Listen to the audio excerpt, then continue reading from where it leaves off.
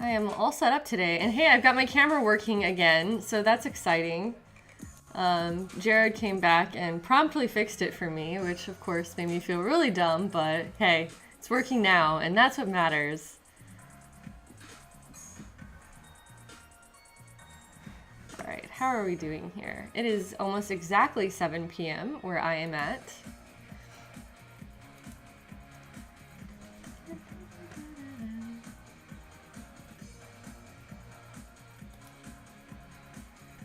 Hi, Kitten.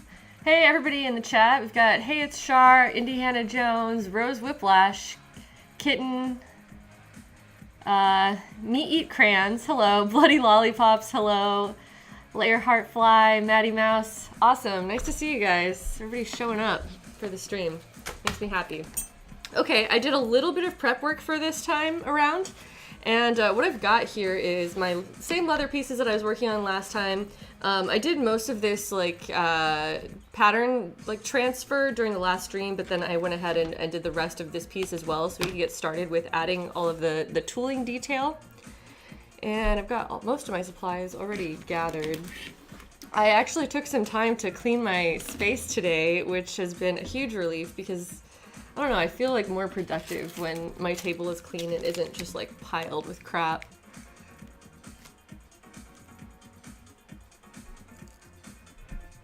Evening art, evening art, I see. It says, oh my goodness, bless you, I'm cosplaying Celica this year and I'm so happy to have found you. That makes me really happy. I'm glad to hear that you're also cosplaying Celica because this design is so beautiful.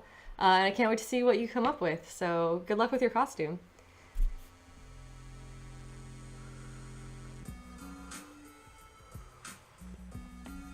I'm gonna chill for just a second while people are trickling in, and then we'll get started in a little bit. Let's see how we're doing.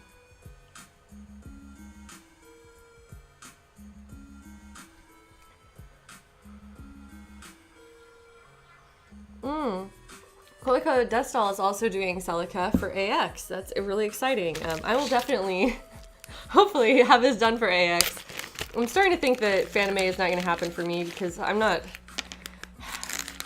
I don't know. We'll see how this next 3 weeks goes, I guess. Today I did not spend any other time working on this besides my stream prep. But I've been kind of debating whether or not I wanted to take this upon myself to just like finish the rest of it off stream.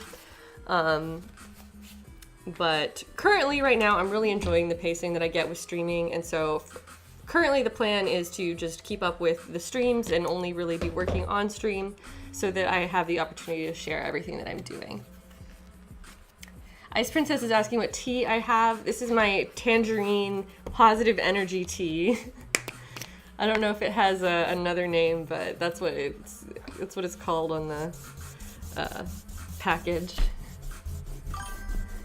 Von X Decimo, thank you for the follow. Also, let's see, TCR Boy Scout followed an hour ago, and we had some other people from earlier today, so thank you guys if any of them are still around.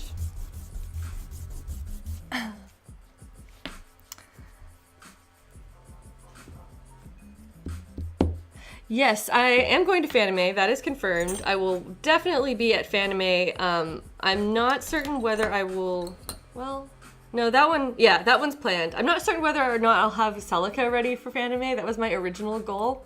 And at this point, yeah, I've been like kind of dragging my feet on committing to just doing the rest of it because I really enjoyed doing this on stream. I'm not going to be able to finish it on stream if I try to do it for Fanime. So it's sort of going to be like a trade-off one way or the other. Now I'm trying to see what I can do for sharpening this little guy. This is my freehand grooving tool, which if you've been at previous streams has been acting up and not grooving the way that I want it to. So I have some scrap over here to the side that I'm going to be testing out before I get into any of my actual work because I don't want to mess it up. So I'm doing two different things tonight. I'm going to be using this grooving tool to make these little border designs. I pretty much made the executive decision that all of the gold borders are like, everything that's a literal border around the outside, and any of these like decorative lines that are consistent are going to be done with the beveling tool, and then everything that is the red color, which is, I believe, this section here on the bottom, as well as the center of these two pieces, those are going to be beveled with a different technique that I will continue to talk about once we get there.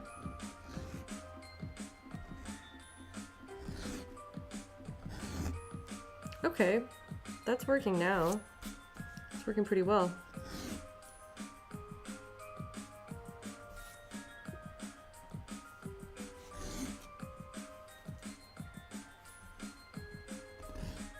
All right, that looks good. Cool. I'm gonna see what else if I can get any more.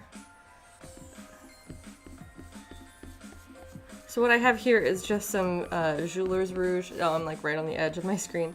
I have some Jeweler's Rouge that I rubbed down onto a piece of scrap leather. And yes, it is doing a much better job of sharpening that edge and getting it to cut nicely.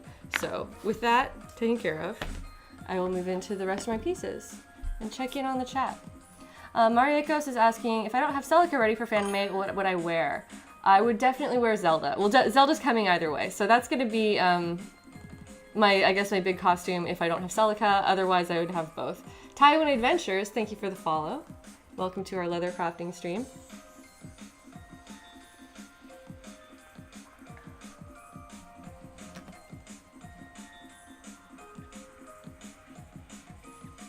Welcome Shayna Kitten and Cactus Wolf. Cactus Wolf, yeah, this freehand groover has been pretty awesome. Aside from getting dull quickly, it has been a wonderful tool, and it's going to be doing a lot of today's work for us. Okay. So I have marked most of my stuff out. Oh, and I wanted to show you guys something else that I came up with that I'm really, really happy about. So I've got a lot of the detail transferred already. This is my mock-up piece. It was made from foam. Sir Joel, thank you for the follow. Welcome to our stream tonight. So this is the foam template, basically, that I am using to base my leather pieces off of. And they're a mirror image of each other, these two, one for each side. And looking at what would you call it? There's like a pivot, no, it's not even a pivot point. It's the place where the shoulder piece is connected to the front of the chest that is like kind of along the upper edge of her breastplate. It has this design with 3 circles in it. And I was trying to come up with my game plan for exactly how I was going to connect these pieces and where I was going to place the hardware and what type of hardware would put it all together. And what I came up with was that I have these snaps that are almost exactly the same size as the circle I drew. They're very, very, very close. So I'm going to adapt the design and basically do this decorative element in snaps. Now, from a functionality standpoint, having 3 snaps this close together is pretty much overkill. But from the design standpoint, they're absolutely perfect for the image that I'm trying to get onto these shoulder pieces. And so not only am I solving the issue of how they're going to be connected and exactly where they're going to be connected, but on top of that, I don't have to do this really tight, like, circular grooving or beveling in any of, or tooling, basically. So I saved myself some work that was going to be really tedious and difficult. So I'm still going to tool this border, and then the interior portion that's like a background to these 3 snap domes is going to be probably texturized, so it's like sitting down a little bit lower than the rest of the circle area. But I'm really excited about how that's going to come out together. And like I mentioned in my last stream, this connection needs to have 2 points of contact on the front and 2 on the back so that it doesn't pivot. It'll like hold itself in place. And this solution gives us 3, which is perfect. So I'm really excited about that coming together and having those pretty little like dome shapes that are already made for me by the snaps. So yes, 2 birds, 1 stone, says Ice Princess, and that's exactly what it's going to be. So I'm pretty stoked about putting that together, but none of that is coming on until until everything's at paint and is ready to be assembled. So that's just something that I needed to have those decisions made in advance so that I knew how I was going to proceed with putting the rest of this together. But I'm really looking forward to making that all, to executing all of it, let's say.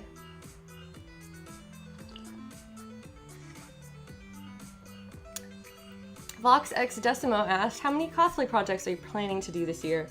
I'm planning to do as many as I can. I kind of like go back and forth between doing really complicated projects like this one and then doing things that are really easy, that are like clothes I bought on Amazon and maybe like put some designs on. So I go back and forth between like hard mode and easy mode. This complicated stuff is where I really get most of my enjoyment from, let's say. But the easy stuff is like the quick satisfaction, the instant gratification of like throwing a costume together in a few days to wear to a con. Evening Art asking, have I made the dress yet? No, I have not made the dress yet, and I was kind of debating whether I was going to be able to do that on stream, but I think I have it figured out. I have some ideas of how I'm going to put that together. And yeah, I'm excited to see it all coming to fruition. Okay, Ice Princess is heading out, but thanks for the cheer, appreciate that, and have a great night. Okay, setting my phone aside. Actually, I need to put this on silent because I didn't. There we go. Oh, Jared tweeting about me. What a wonderful man. Okay, so yes, I mentioned that we're doing two different techniques for the different raised areas, and what I actually want to start with is my swivel knife. So I'm going to actually apply some more of this Jeweler's Rouge since I scraped up a little bit. This is like a polishing compound. Yeah, it's literally what it says on the thing, the package. And this is going to help keep this edge super sharp. Anytime that you are working with a swivel knife, you want to kind of hone it continually during the process. So you would put it over here right as you're starting, and then continually as you're working. Fluffy Shinigami, thank you for following. I like that name, it's really cute. All right, the other tools that I have assembled for us here today are, as usual, my little water cup, which is what allows this leather to take on new shapes. Anytime you're cutting or shaping or tooling, you pretty much always add water to the veg tanned leather. And now, very carefully, I think I'm going to add even more water, actually. Because as I recall, this leather was pretty dry. And so the more water it absorbs, the better for my purposes right now. So I'm going to use this swivel knife to cut along the edge of this like weird little V shape. And that is going to allow us to bevel the shape. And actually, I'm going to start from the very inside and then continue it up and around.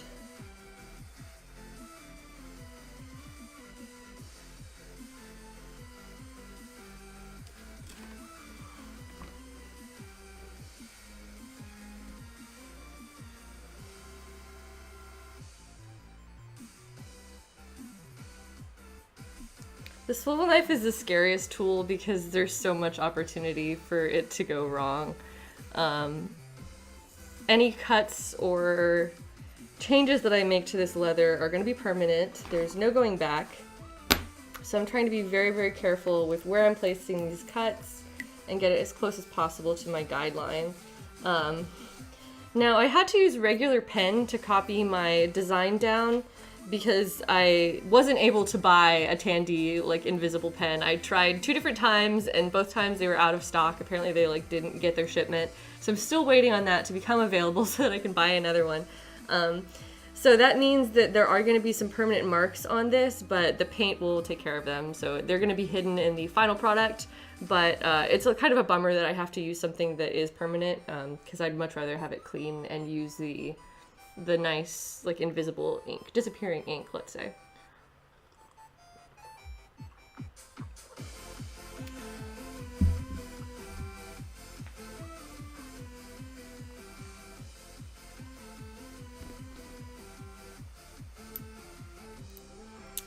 All right, now continuing once again, more water because I'm just like taking my sweet time with this.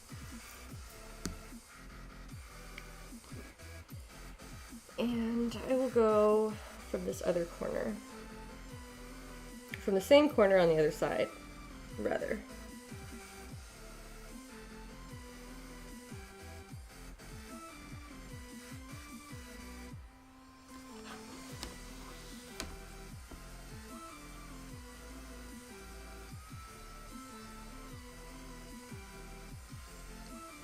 Awesome. That was much more faithful actually than my first attempt. It was slightly off the line, but close enough that it won't be any sort of visible difference.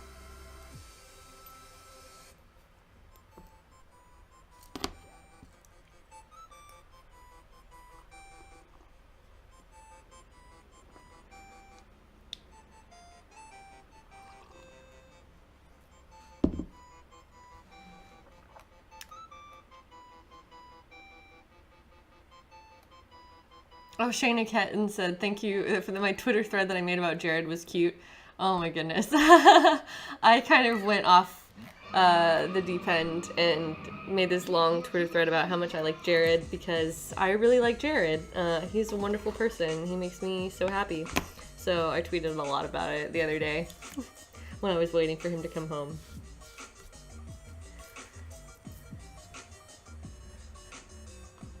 All right. Now back to continuing these cuts. I have to coax myself into doing this because I get so nervous with the little tiny hand blade.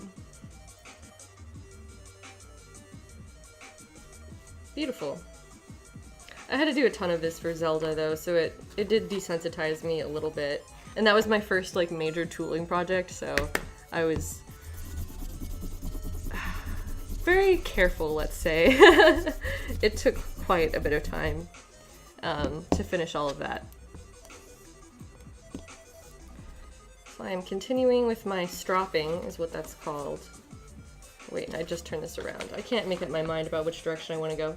Generally, when you're working on any sort of curved lines, whether you are drawing or cutting, you want to do it in such a way that the curve matches the movement of your wrist. So I'm not just moving with my fingers because when you're trying to move, whether you're drawing, this is actually a tip I got from a drawing class that I took many years ago.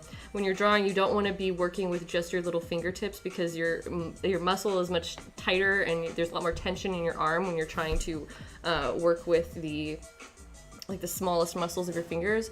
You want to use larger gestures whenever you can, and you get smoother lines. So I'm going to apply that same principle here to working on my tooling, and I want to be working with the direction of my wrist movement, as well as, the rest of the arm. So something to think about when you are working on your technique for your cutting.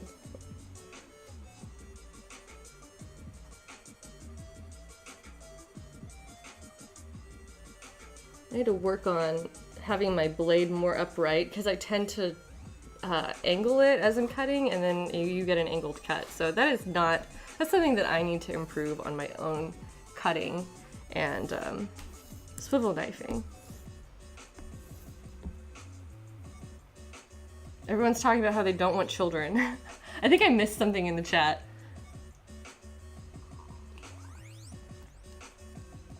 Okay, not everyone doesn't want children. That's not fair, maybe. A lot of people don't, which is, fine. Do what you want. Flynn Roush says, that tip is also true of a lot of musical instruments. You have so many muscles, use them all and not just the little teensy ones. That is wonderful to hear. Yeah, I played oboe for years, but I guess I never considered that in relation to music, but that's actually wonderful. It's so interesting how so many artistic disciplines are interrelated in unexpected ways. So people ask me frequently, like, oh, have I been making costumes for a really long time? And at this point, I have been making costumes for years. But I came into making costumes with a lot of artistic knowledge that I got from other disciplines. Drawing, painting, Never really did any much 3D art before I got into costume making, but yeah. So many of the concepts are related and will translate depending on, you know, what opportunities you're looking for to apply that knowledge.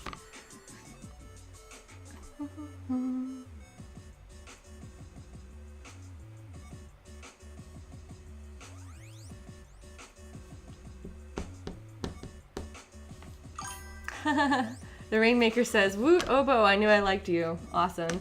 Con Mom Photography has followed. That's a cute name, Con Mom Photography. I love my Con Mom friends, the ones that are willing to, you know, make sure that you've eaten and bring you water when you're wearing a costume all day and serving as your handler, and they always have the aspirin in their purse. And yes, Con Moms are wonderful, wonderful services to the Cosplay Society.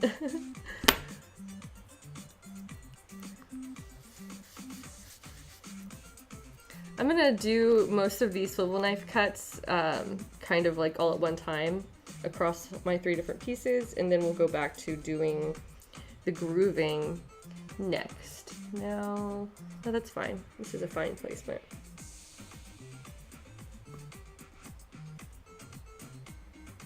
I ordered a little bit more camera equipment for future streams.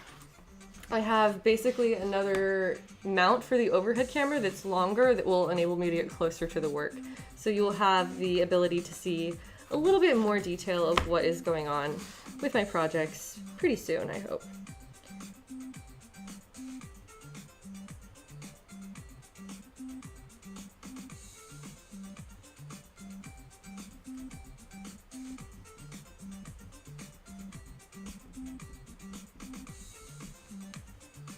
Awesome. So I'm applying water pretty liberally to continue this in between all of my steps because it gets absorbed so quickly and you want it to stay moist for your cutting. Flynn Roush is asking, Heidi, did I ever make any of my own reeds for the oboe? I had professors, and I had private teachers that I was purchasing reeds from, and one of them went through the process and taught me how to make reeds, which are, you're basically, a reed is a literal reed, it's a plant, and you are carving the wood to make these really, really thin pieces that vibrate against each other. It's a double reed, an oboe, so you have 2 pieces that are vibrating together, and it's just like really, really thin wood that is strapped onto like a little, I don't know what you would call it. I like forgot all my terminology because it's been so long. I haven't played since high school. But anyway, it's really cool. I never mastered it. I was buying reeds that were handmade for me, but they were usually from my teachers and not reeds that I made myself. But I did try making my own reeds briefly. I just didn't ever like master the craft.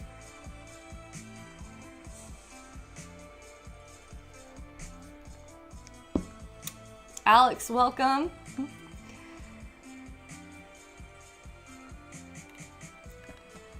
All right, back to cutting. Yeah, reed making is really, really cool. And now that I am like so much better at crafting in general of all different mediums, I would love to, I don't know, I've thought about going back and playing the oboe again at some point, but my lungs would probably never match the strength that I had in high school when I was young and virile. Okay.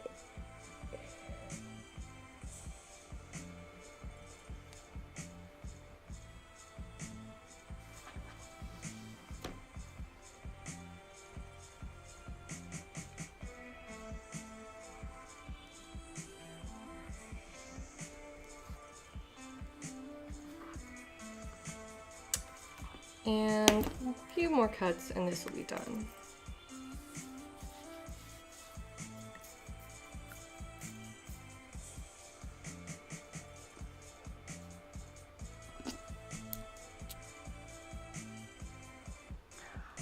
Flynn Roush says that when they were when they were doing their undergrad, the oboe teacher would give reed plants to her students, make them grow and cut their own reeds as part of their grade.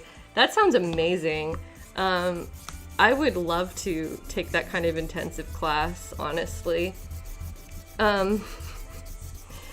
Yeah, I was studying from an oboist that was like, she was in one of the operas in Dallas. She was like the principal oboist of the Dallas Opera, I believe.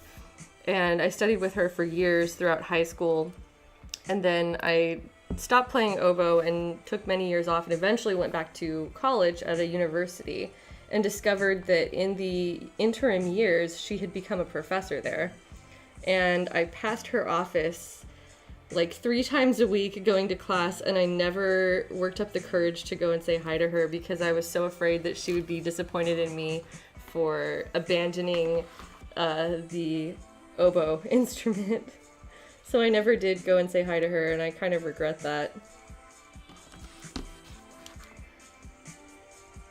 She really believed in me. She used to say things to me like, oh, if you want to be a professional oboist, you really need to be practicing more. And, you know, that was very kind of her to have that much optimism. I never aspired to be a professional oboist, though, but it was nice to think that she thought that I had the chops at one point in my life.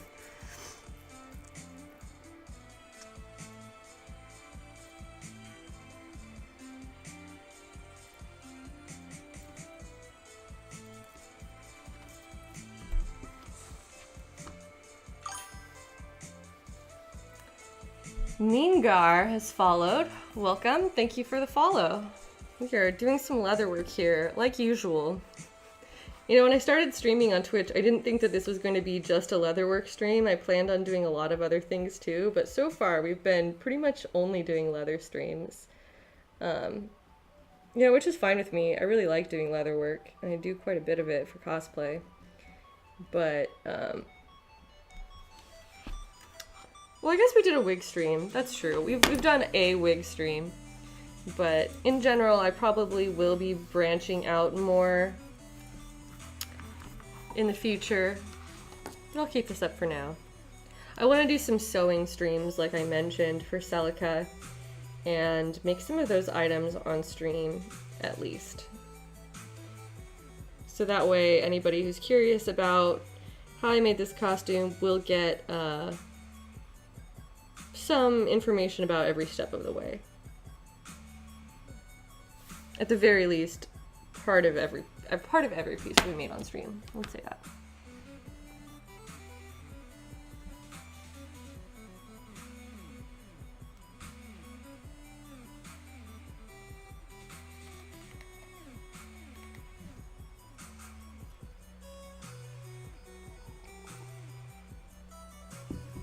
All right.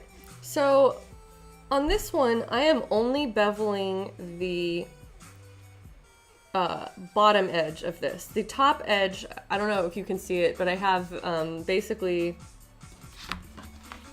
well, it's not quite parallel because it's not a straight line, but a matching line, let's say, that makes the other edge of this. That is going to be done with the grooving tool, and it's only going to be beveled on one side because it's going to be beveled within this area here, and the other areas will not be beveled. So I need to continue my cut lines all the way around. Yeah, that's what I need to do. And that includes those as well. That's fine. So I've already done a groove all the way around, but now it needs to be a cut, because this section will be beveled.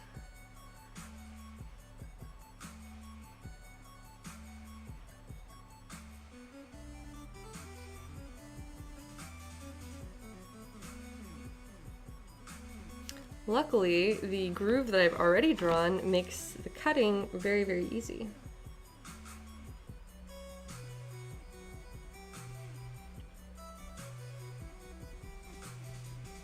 Like I mentioned earlier about wanting to use your larger muscle groups and not your little finger muscles for everything. As I'm trying to draw a straight line, I'm not doing it with my fingers because, again, it's a lot of tension here. Instead, drawing my whole arm back with a completely steady hand to get that straight line. And I'm going to do the same along this curved line.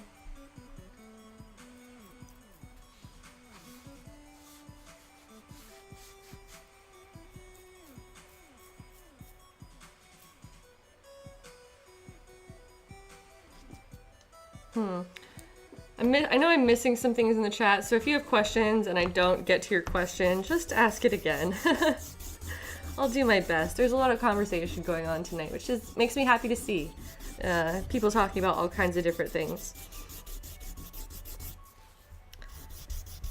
And as always, thank you for answering each other's questions when you have the opportunity. That makes things much easier for me, and that way I don't have to keep answering the same questions over and over for the most part. All right. Now, just always adding more water. I'm gonna add, again, some more water.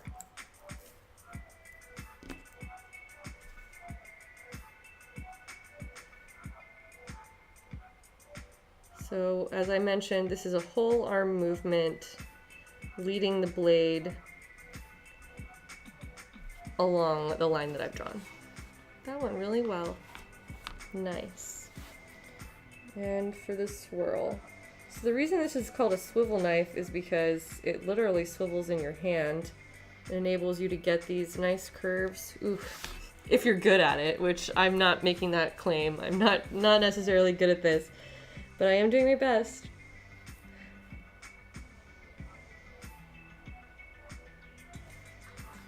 So it's rotating in my fingers like that.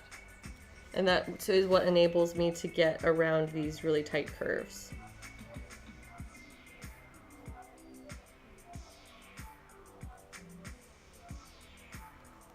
And this needs more water before I continue that line.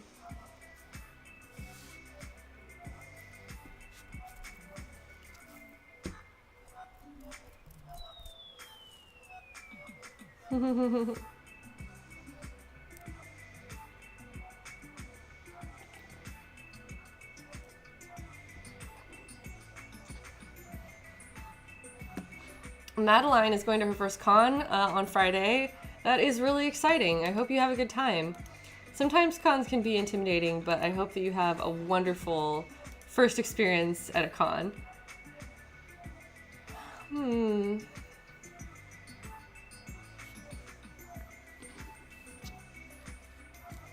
All right, cool.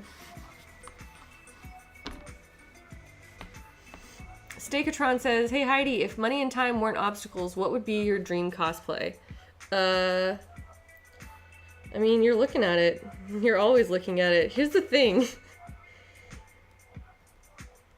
I am in the extreme minority of cosplayers when I say this, but money and time usually aren't obstacles. There we go. Like, I tend to just always do the projects that I want to work on. So my joke answer for my dream cosplay, well, it's sort of a joke, but it's also sort of a real answer, is that I want to do the demon form of Argilla, Prithivi from Shin Megami Tensei Digital Devil Saga. But that's not something I'm actively working on. I have a number of, like, quote, dream costumes, but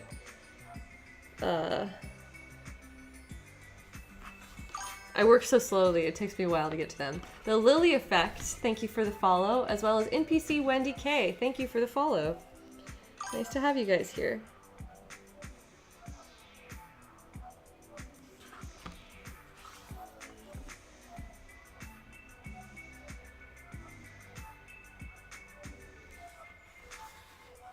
Yeah, for a long time Zelda was my dream cosplay, and I just did that one. So there's another dream cosplay off the bucket list. And that one was easily the most complicated project I've ever done, because there's just so many pieces to it. There's a lot of detail in every single piece too. So that was one of my longer and easily my most expensive costume build. But I'm very, very happy with how that one came out. I'm really proud of that one and the work that I did.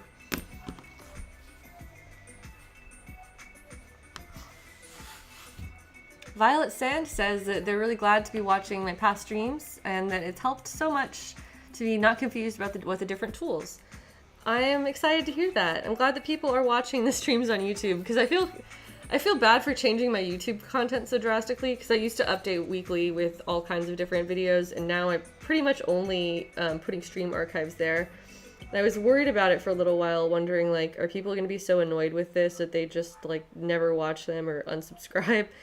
Uh, but I've been pleasantly surprised that people keeps coming to me and saying that they're watching them. So I'm glad to hear that, and I'm going to keep putting them up for that reason. Even if they're not really like getting a lot of views or anything, it's more for just as a resource. So I'm glad that people are benefiting from that.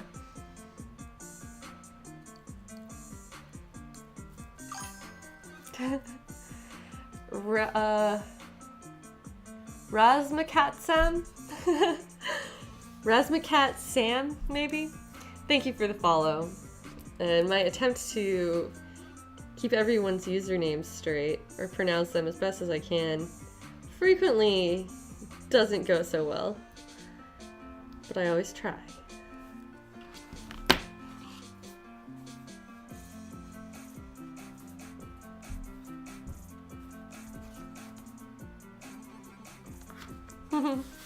Hey Nani Nani says that my streams are a good substitute. They're a suitable substitute for the weekly videos I used to do. I still want to keep doing those. Like, I want to keep doing convention vlog videos because those are the most fun for me to edit and put together. But as for right now, it just got overwhelming to try to update YouTube constantly, and I felt like it was not the best use of my efforts. Whereas streaming, I feel like I get way more out of it, and I am able to talk to people directly who are interacting with what I'm doing, which is awesome. So thank you guys for being here. Hey, I said it right, apparently. Razmacat Sam. Violet Sand asking, which part of the armor is this? This is the weird shoulder pieces that are like sticking out. And the circle areas is where they connect to the rest of the outfit. So this is the right shoulder. And what do I need to do here? I need to cut these lines. I'm gonna see how this does with a ruler. Yeah. I've never used a swivel knife with a ruler before, but theoretically this should be fine. I'm using a metal edged ruler that has a cork bottom so it doesn't slide around. Just taking it slow. Awesome. So I'm doing this only on the center section because I want all of this interior portion to have the beveled edge to where it is to kind of give the illusion that it is a lower plane than the rest of the border around it. Here we go.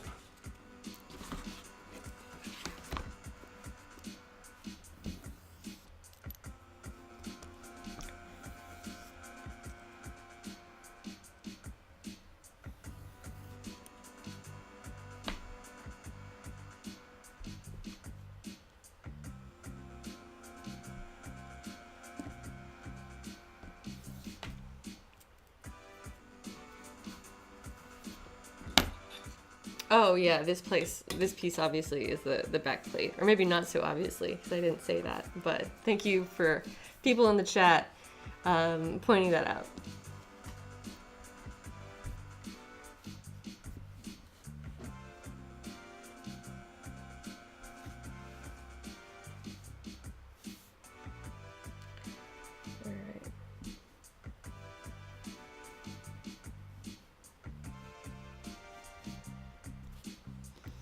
And that one is pretty much good. Now, one thing that I forgot to do was copy the outsides, but I'll just do that later. I've got the rest of this going on and I want to keep up my momentum, so executive decision to just keep cutting. I can feel my hands drying out so much. Anyway, that's one of the reasons why I rotate my pieces so much, is so that I can approach the cut from the best angle, like for my wrist and for my hand. There you go.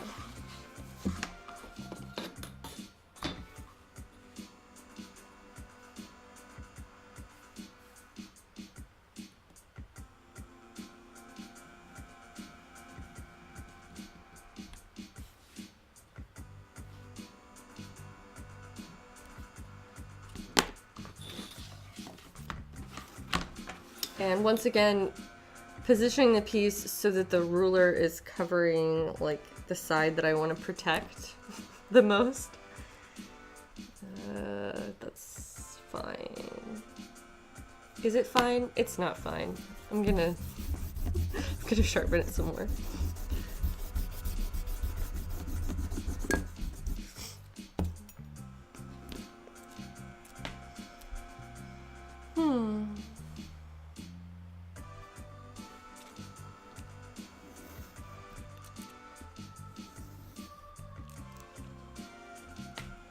So I'm turning it over while I do this and getting both sides of it so that it comes to a nice sharp edge.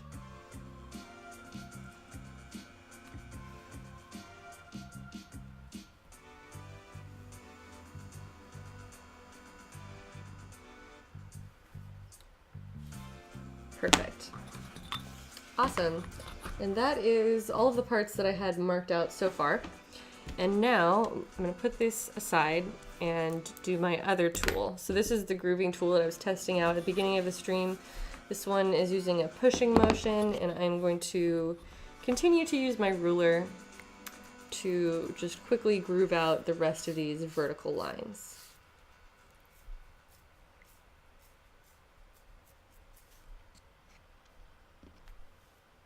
Flynn Roush is asking, have I ever thought about doing a male cosplay? As in like dressing up like a boy? I have thought about it. I talked about it a little bit on some previous streams, specifically how I have thought about doing a Link cosplay just because Link is pretty androgynous and he's got so many awesome costumes from Breath of the Wild that I really want to make. So that one's on my radar. I haven't like made any permanent plans for that, but I would really like to make it happen. I think I would be an okay Link.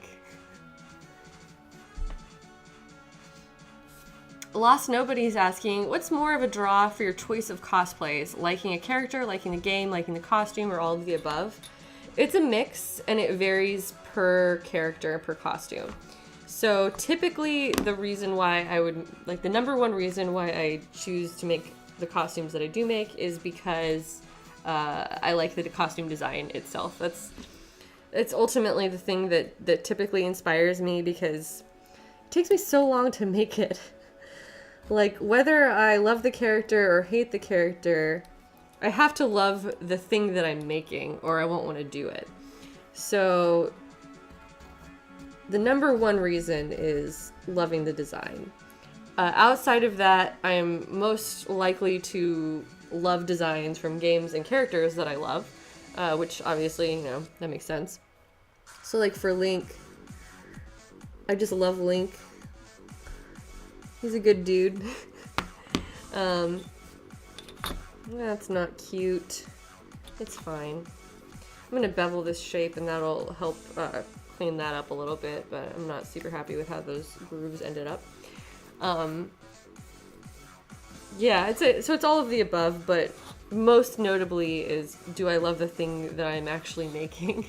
Because if I don't, I won't want to work on it.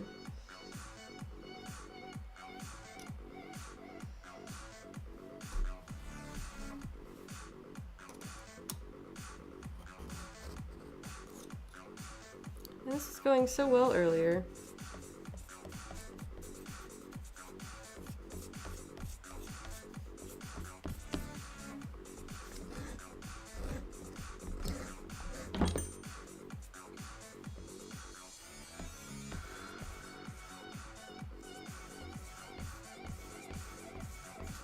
Guess I'll just have to continue sharpening this as well as I go.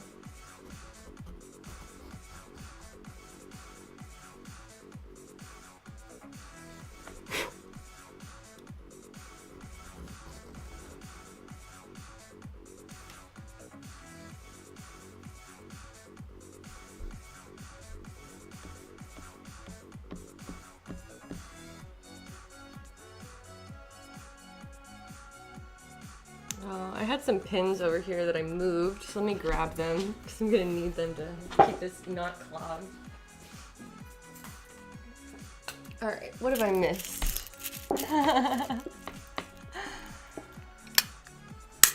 People say that I would make a great Link and or Linkle. Yeah, I thought about Linkle too, but I haven't really played Hyrule Warriors. I'm slightly less interested in that kind of gameplay. I know that it's, you know, apparently a very good game. A lot of people rave about it. I haven't personally played that much of it. I love the designs, but yeah, I thought about Linkle. I might do Linkle eventually. Is that doing what I want? Is that doing anything? It is doing what I want. Okay.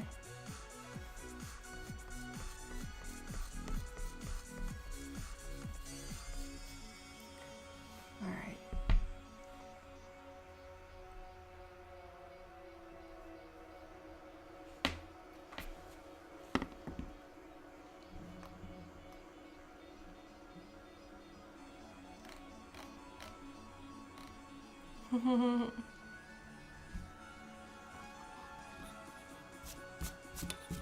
Alright, we've got grooves, we've got cuts. I'm gonna keep moving on and add the rest of these grooves on this other side. Hopefully this side will go better because I don't have to, I can approach it from the opposite direction, which maybe I should have just done anyway. We'll see. This is an experiment. There's just so much water that I just laid down a puddle, but that's fine. It'll disappear almost immediately, so no problems there. Saiyan4414, thank you for following. Welcome to our leather crafting stream. And there we go. This is now coming off in a long tail, which is what I want.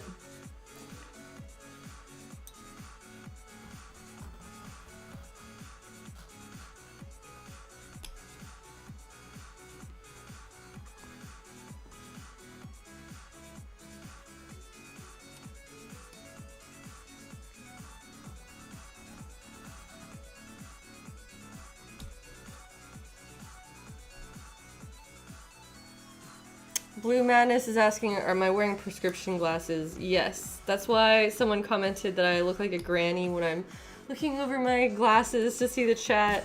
That was on a previous stream.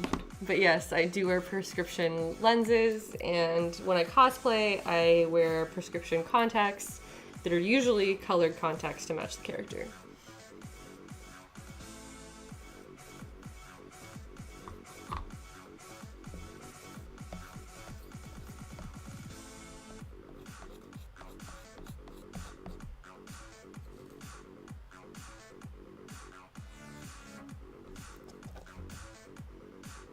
Hey Diego, welcome to the stream.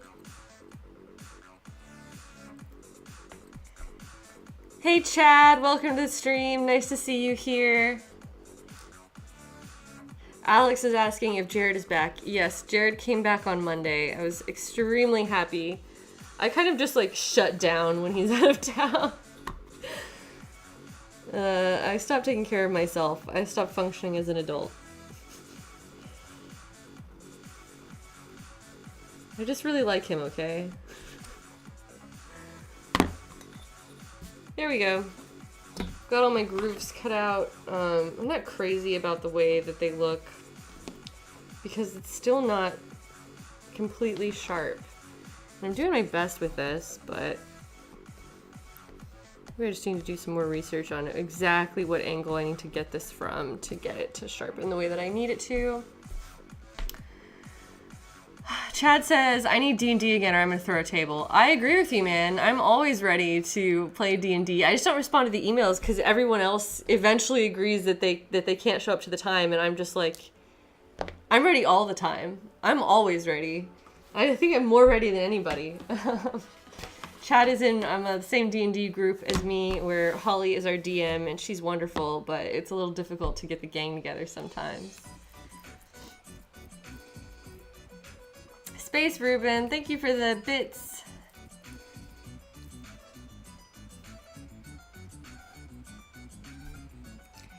Alright, yeah. Oh yeah, talking about Oboe earlier, I played this song on the Oboe. This is a Baroque remix from DJ Cutman. And I forget which, I think this might be Bach? Who is it? Yes, it is Bach. J.S. Bach. So this is a song that I played on the oboe that DJ Cutman has remixed for us tonight.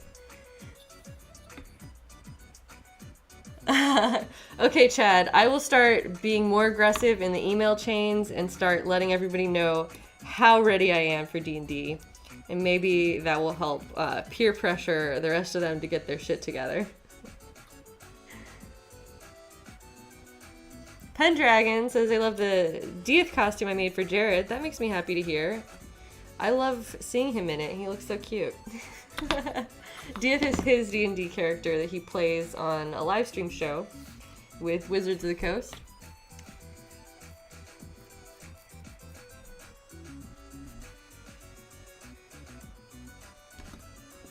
Sophia Miller asking, says there's someone who's never worn contacts before, but would colored contacts affect your vision? So all contacts have their own set prescription, and plenty of them have, what would you call it? They're called plano lenses, which means that they have no prescription. Like they are, they do not alter the way that you perceive the rest of the world around you. So while they are still technically lenses, they have no corrective ability, let's say. So you would just need to specify that. But like the sites where people are getting most of these colored like circle lenses from have a larger selection of plano lenses, like lenses without the correcting vision correction, than they do with ones that are prescription. So just make sure that you specify that as you're purchasing the lenses. But yeah, you should have plenty to choose from.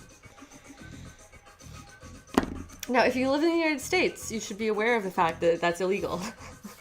And in full knowledge, I continue to buy and wear them. So I feel like I have to pass that on to people whenever I talk about it, is to qualify, well, technically it's illegal, but we're all still doing it.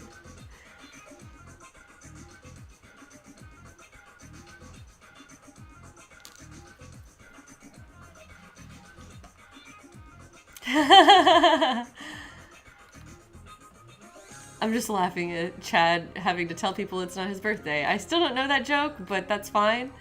Apparently, it's always his birthday, according to people on the internet.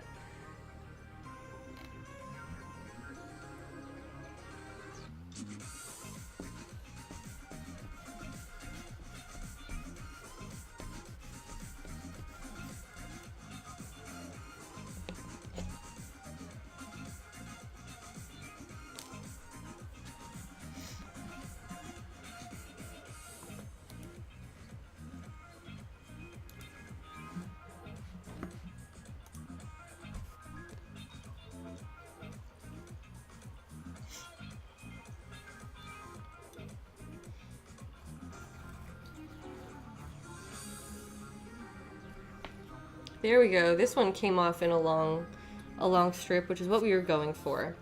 All right, heading over to the other side, and this should be the last grooving section that we're going to do for right now, and then we'll get into the beveling of the cuts that I made with the swivel knife and talk about what all is going on with that. Love Live Music Start. Thank you for following. Welcome to our leather crafting stream.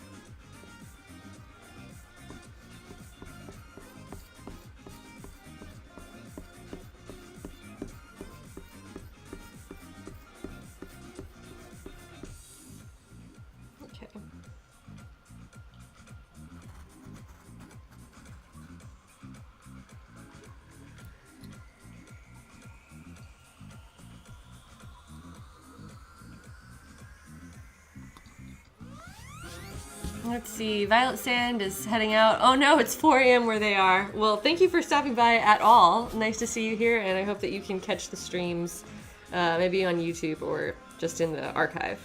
So thanks for stopping by. Flynn Rash, thanks for stopping by as well. It's glad to hear that people are checking out the stream and liking it. As always, if you guys have questions about what I'm currently doing, throw them up in the chat, and if you use my name, I'm going to have an easier time seeing your questions, so tag Atelier Heidi as you're talking, and then I'll be more likely to see and respond to it. Pendragon X is asking where I get my leather from. I get almost all of my stuff from Tandy Leather, and there's a couple other places I like to go, including Hide House and Save More Leather for everything else. But most of the leather itself comes from Tandy.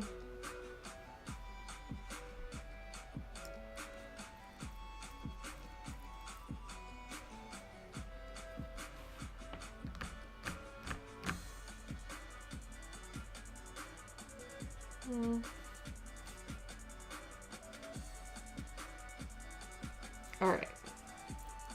Just trying to check in on conversation. Also, stay active, which is sometimes hard to balance. All right, now this one is going to be truly free-handed because it's not a straight line, so I can't use my ruler. This is going to be the other part of this border here, which I guess it's not technically a border, but it's a border between two sections. Oh gosh. Getting nervous about this one.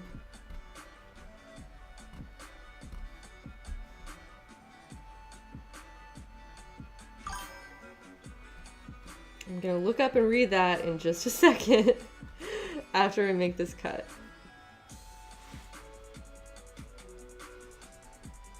Oh, no, I'm like at a standstill. Okay, I need to keep sharpening this.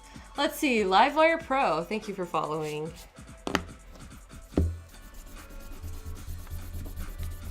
Just gonna continue like honing this edge as I go, because apparently it's just not gonna perform otherwise.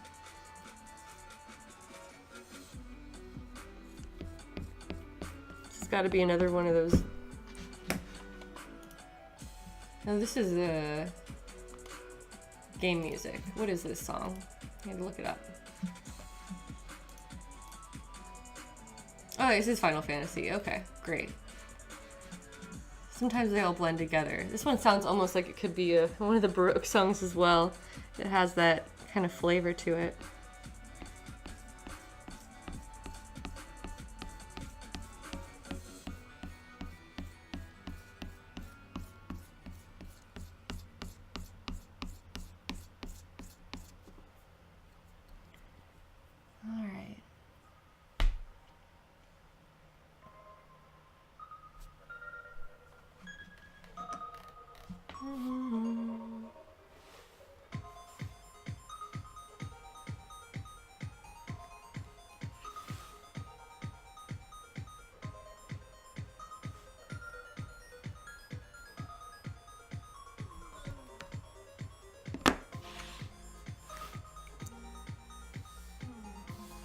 That went pretty well. I think I like barely overshot my line, and the outline isn't perfect either on the bottom piece, so it probably doesn't look great.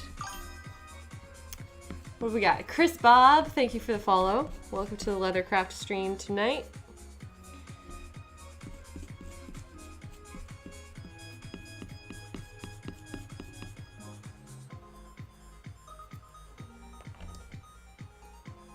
I feel like doing this is just sort of scraping at my jeweler's rouge and not giving me the edge that I want, but I need to refine my technique probably. So now I'm just kind of going over the groove to make it a little bit deeper and to smooth it out slightly from where I'm getting this like not quite smooth cut in the bottom. But I think that's gonna be fine. And always like picking leather out of my little cutting edge. Now, this one's narrower. I like just bought another version of this tool. This is pulling.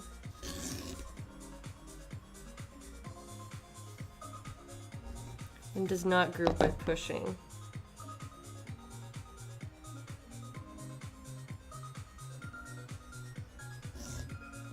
Whereas this one is the pushing motion. Interesting. All right, well, whatever. I'm just gonna keep using the one that I've already got to make the sides match. Travelsome, welcome. Nice to see you. Let me check back in on what I left. Saw HT 1313 had to go. Nice to see you here at all. Let's see. Travelsome showed up. Within One Tiger is asking the chat, what are some people's dream costumes? Yeah, I would love to hear what people's like ideal dream costumes would be. Cutlery Crystals, thank you for the follow. Welcome to our stream tonight.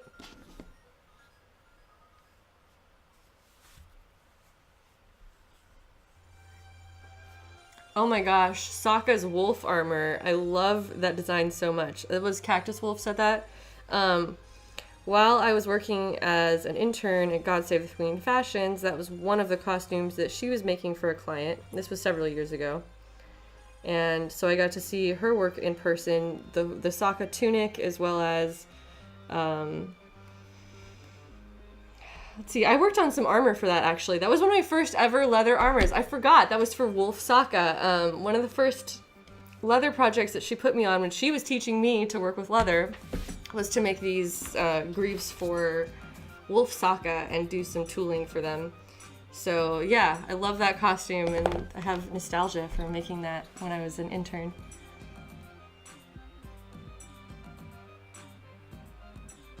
Some good answers here. A lot of people talking about wanting to cosplay Pura from Breath of the Wild.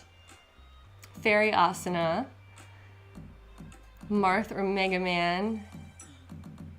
Oh yeah, the Sokka Wolf helmet would look so cool in leather. The one that Kathy had for her client was made by another prop maker that she was working with, but it was super beautiful as well. It just wasn't leather. I think she did make one out of leather previously. I don't know. I'll have to search that. Kane from Final Fantasy IV, that would be an amazing costume. Yeah, I want to do more Final Fantasy in general. I have many Final Fantasy dream costumes. Okay. I need my little working block for this, and I've got my cutting board, I've got my mallet over here. I think that's it. So let me grab those few things, and my tools, and then we can get to beveling the rest of this stuff.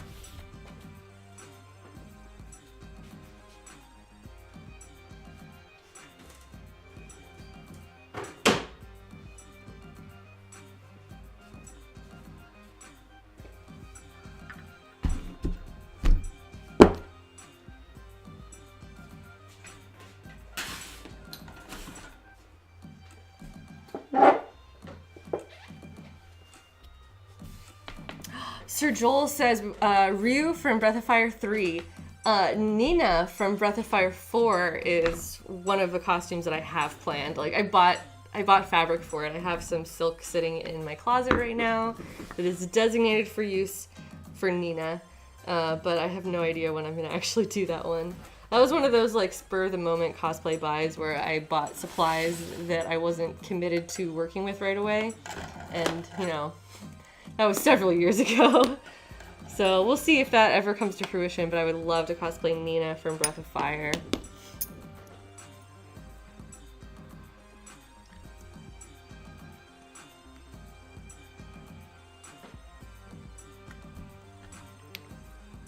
Alright, so I have picked out two of my beveling tools. These are more or less the exact same tool in different sizes. This is a larger one. And these are beveling tools, which are going to compress one side of the leather along these cuts and make it the other side look like a raised edge. So I'm just starting, I guess I'll start from this corner because that's where I just wet it. So this has a slanted edge. It is a beveling tool that is in fact a bevel shape. Beveling chisel. Chisel or stamp? Whatever. I think it's a stamp. And so the leading edge of this is going to be placed right along the cut lines that I made earlier. And now it's time to tap tap.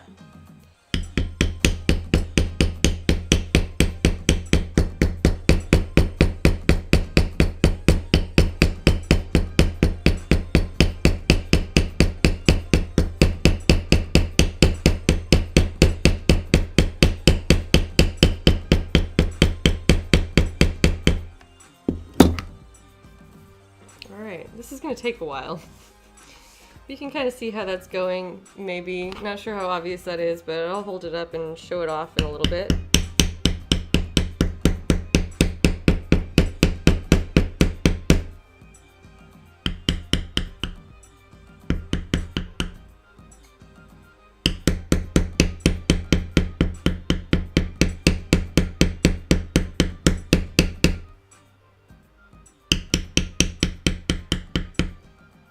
When you're beveling, you can go over the same areas multiple times to help smooth it out. You want to try to maintain an even pressure throughout, but that's difficult to do. So sometimes you need to like hit at the same areas more than once.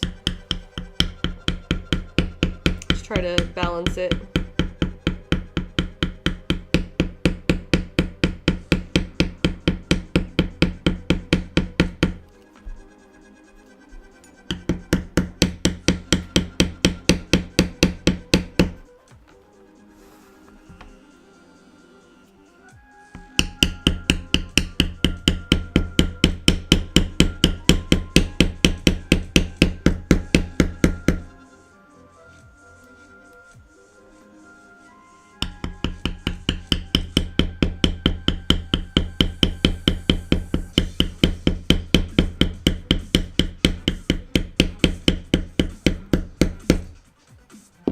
There we go. I'm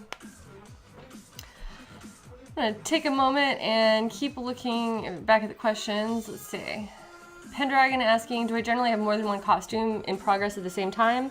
I try to only do one at a time. At least I have like one public project. Sometimes I'm working on other stuff that I just don't talk about. But almost always one, just to keep things not to make it less confusing, let's say. If I have too many projects going at once, then people can't keep track of what I'm working on, and I much prefer having a sense of progression, like telling a story where the rest, you know, the story of how this costume comes together. Piano Sammy made a Saria costume. That's exciting. I can't wait to see what it looks like. Make sure you share photos with us when you come back. Yes, this is a tiny anvil. My adorable tiny anvil is basically working as a leather weight to prevent it from sliding around too much, but it still does slide some. I guess I need a heavier tiny anvil, but it's basically just weighing down my piece so that I have some more, so that my hands are free.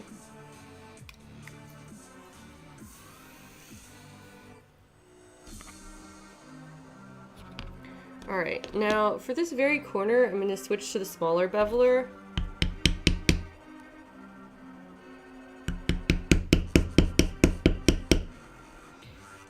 And I'm going to get into these other tight corners too, while I'm at it. And then I will switch back to my larger one. Oops.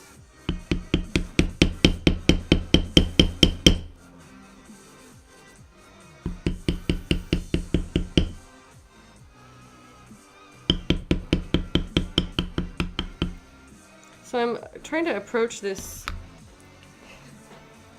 center section from multiple angles to kind of mush this leather around. Oh, and I need to do this part down here as well.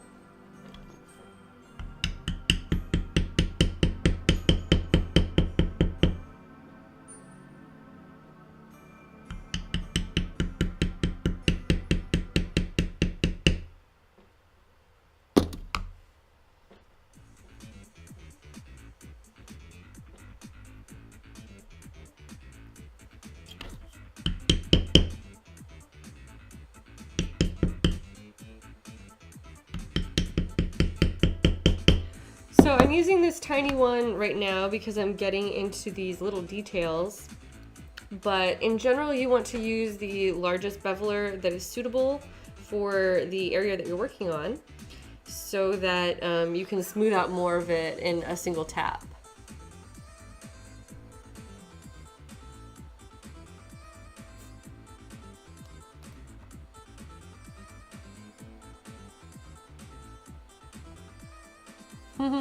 Judge Sims is always showing up fashionably late.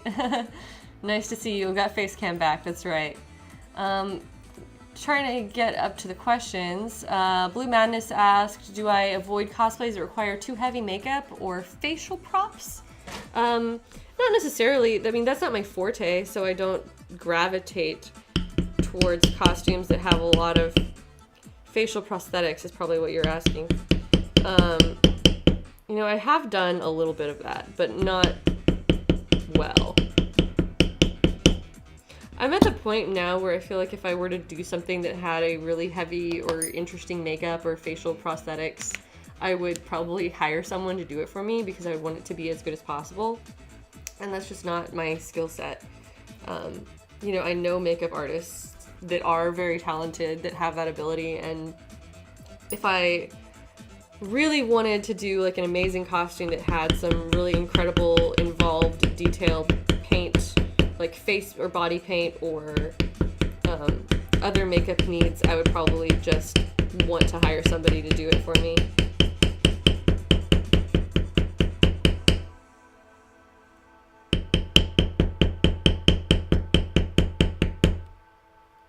All right, my curves are starting to take shape. So I'll go ahead and hold this up for you guys, where you can see that this has started to become a little bit more dimensional, and my straight cuts are now becoming beveled edges on one side to get the illusion of a raised border.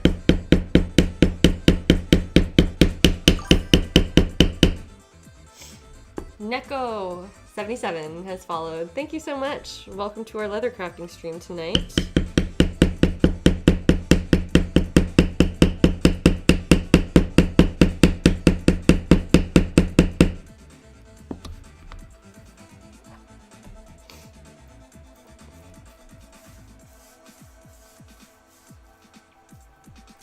Let's see, scrolling back down. Love Life Music Start asked, Heidi, have you ever thought about cosplaying as Diva? I thought about it, but I don't think I'm going to. I don't really look like Diva. She's supposed to be Korean, which is, you don't have to cosplay within your race, but my perspective on that is just kind of like, there are so many white girls to choose from. You know, I might as well pick somebody that resembles me because I have that ability.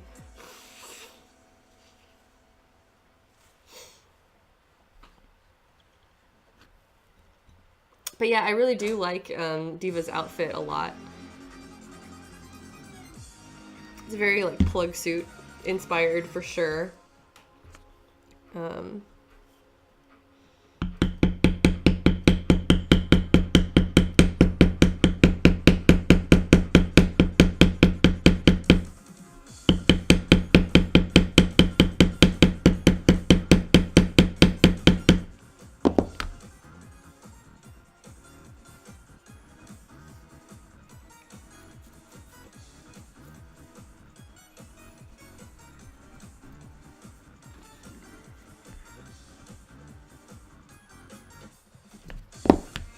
Who said they're cosplaying Yan-chan? Hold on a second.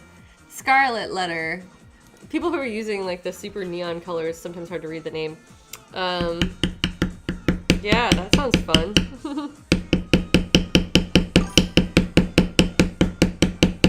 Further Penguin, thank you for the follow.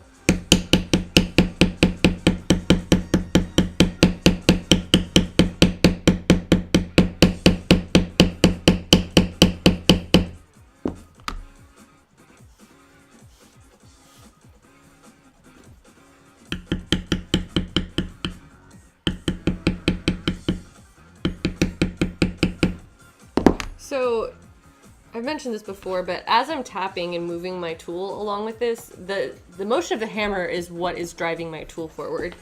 So I'm not independently trying to move this, I'm just holding it at the proper angle, and the tapping of the hammer at the angle is what is pushing it along and creating the bevel that is continuous. But I've reached a point where it's like, I don't know, maybe my cut wasn't deep enough.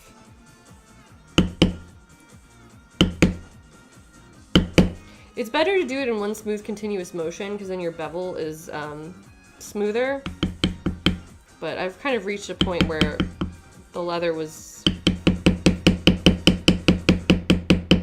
not working with me, so I had to like kind of take it from another angle.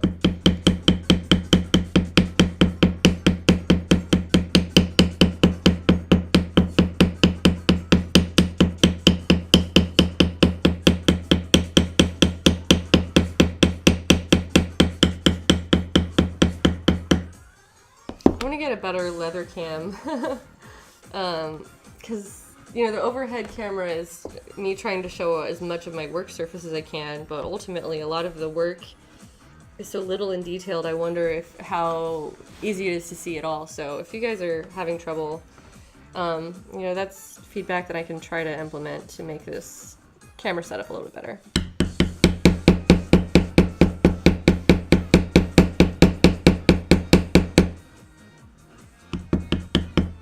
Yeah, I'm still getting this sliding around. I hate that, but doing what I can.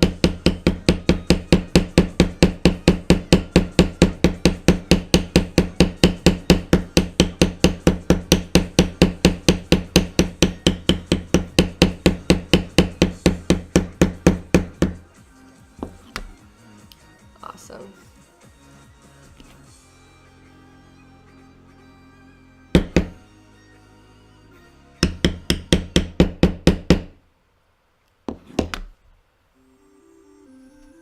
Oh, hey, it's Char's heading out. Did I miss that? Oh, she's not feeling well. I'm sorry that you're feeling sick, and I hope you feel better soon. So thanks for stopping by the stream, and have a good rest of your night.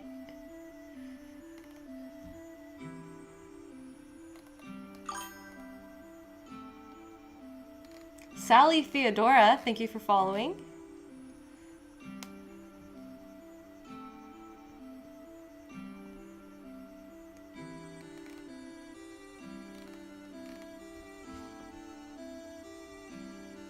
Alright, so I'm just going to continue shifting this around and go all the way around the outside. Normally I would not put a bevel next to a little border like this, like continuing up here, it's not going to be that way.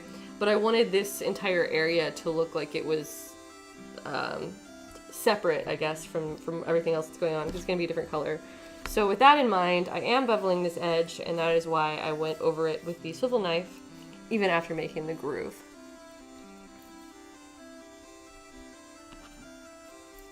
Sally Theodora says that she's lurking. That's fine. I lurk a lot too.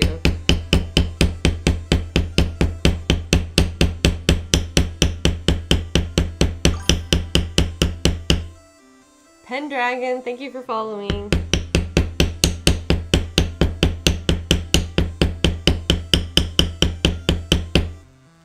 The whole thing is just inching away from me as I tap tap.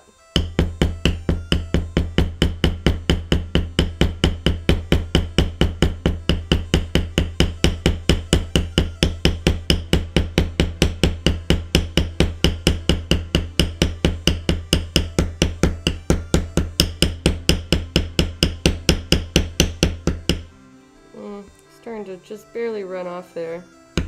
Run off my edge of my line. Can't have that.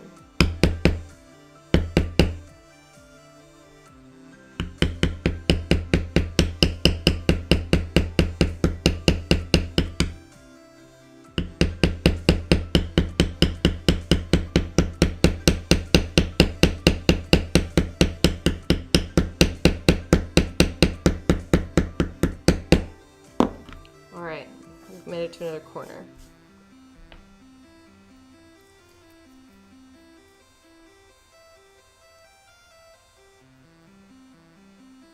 Jared showed up. Hey Jared, tap tapping. The tap tap stream. You know, I'm also a lurker at heart. People talking about how they're lurking in the stream. That is more than okay. I spent like all day on Twitch watching other people's streams. Several friends and then like a couple of people that I wasn't even following. I just wanted to get some idea for what other people's stream setups are like. And I barely talked all day because that's just how I am. I'm a lurker.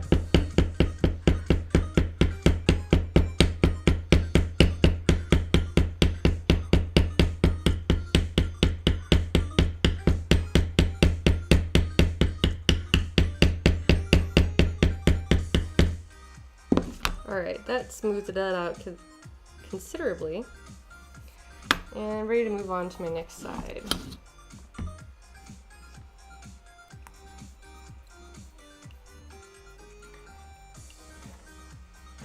Tiffy the Squirrel, welcome. Nice to have you here.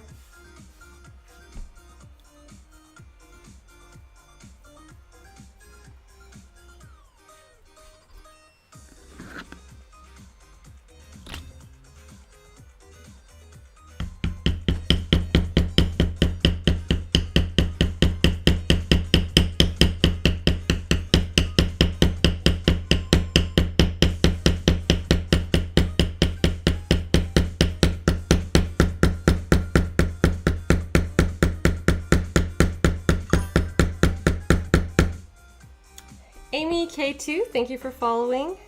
Welcome to the Tap Tap stream.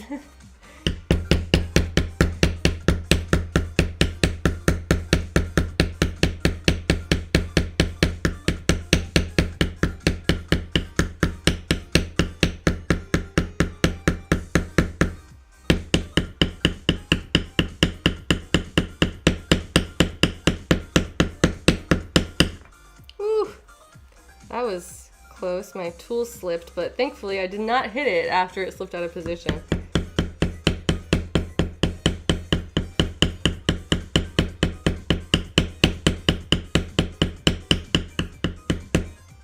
All right, that went beautifully actually. I think that was my best side so far.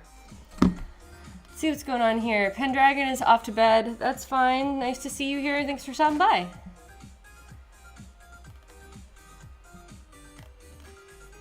Hey, Dire Desire came here from Vulpin's stream. That's right. Yes, I stopped by Harrison's stream today and got some new followers. So thank you for showing up here to my stream tonight. I do a lot of leather work on stream mostly, but I'm planning to branch out into some more cosplay stuff as well. We just are focusing on the leather armor before I move on to the rest of this costume.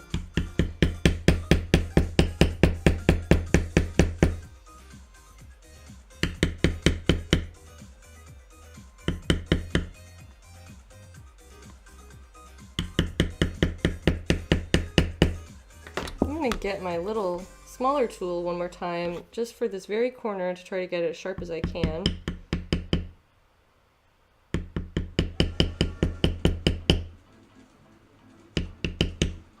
So this whole beveling is it's a process of pushing and compressing the material together. So I am trying to compress the same area from both sides, and I'm basically working against myself on each individual pass. So you need to go over it a few times from both sides to really get like crisp corners so that it forms like a little lip. There you go.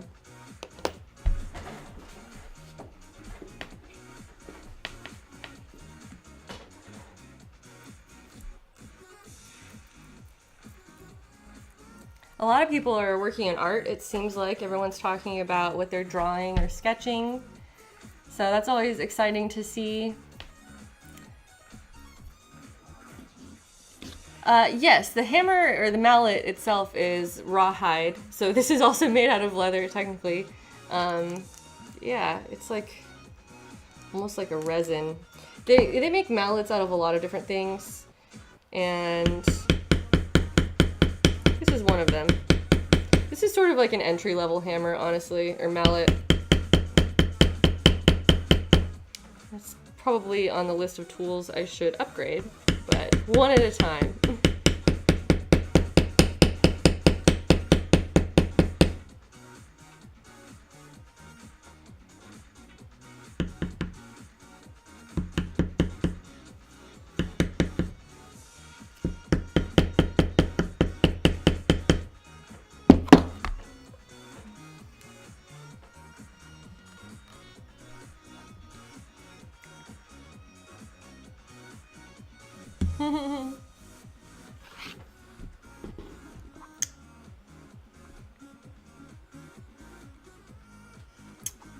Let's see. Blue Madness. Oh, XGA95, thank you for the follow.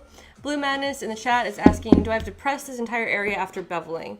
Not the center of it, no. I'm going to use a backgrounding tool on the beveled section to kind of fade in toward the middle, but the rest of it is not going to have any tooling. It's just going to be an open space because there's no visible design there. So I'm going to lightly texturize the outer edges, but not the main inner portion.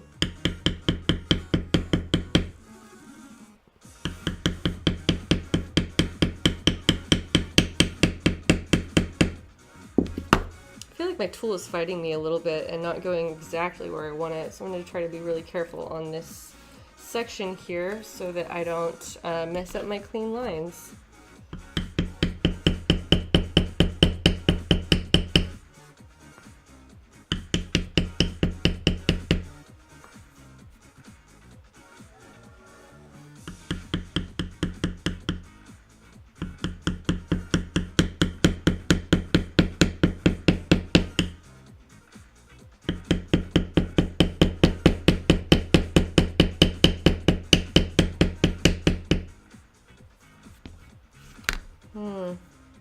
Yeah, it is just frustrating me slightly.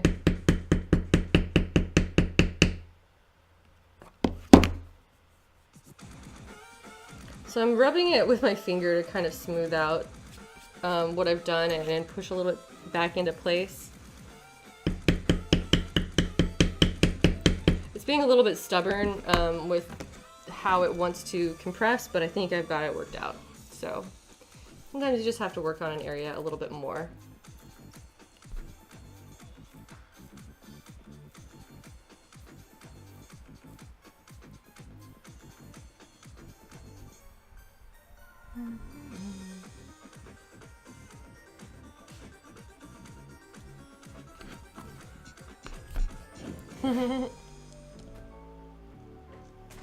Just checking in on the chat, seeing what everybody's up to. It looks like a lot of art talk, which makes me happy to see.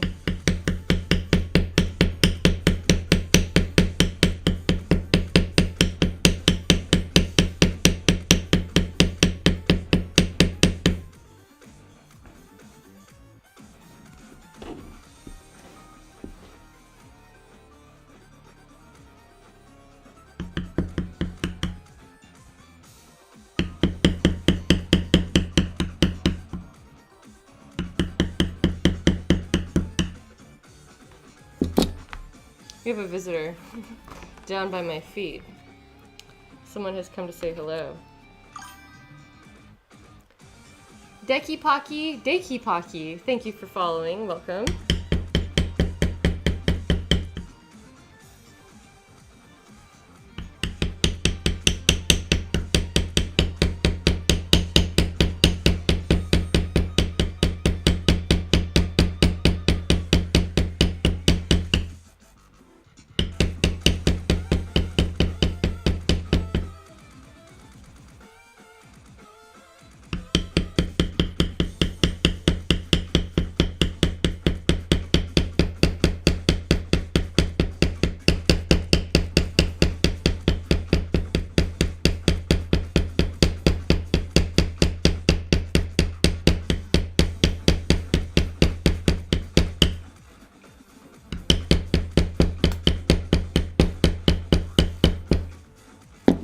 Awesome. Kaito Sai, thank you for the follow. Katrina Face says that I've collected a gaggle of art nerds. That makes me so happy. Nothing can make me happier. Oh, and now we've got all of these Aries emotes. I'm sorry, Judge Sims, who says, show us the boy. He just ran off. I'll see if I can get him to come back. Aries! Aries, come visit me. We'll see if he listens to that. He very frequently does come when I call his name. Oh, there he is. Hey, baby. The chat wants to say hello to you. Would you be so gracious as to come over here? Yeah, he just straight up comes to me when I call him. Hey, baby.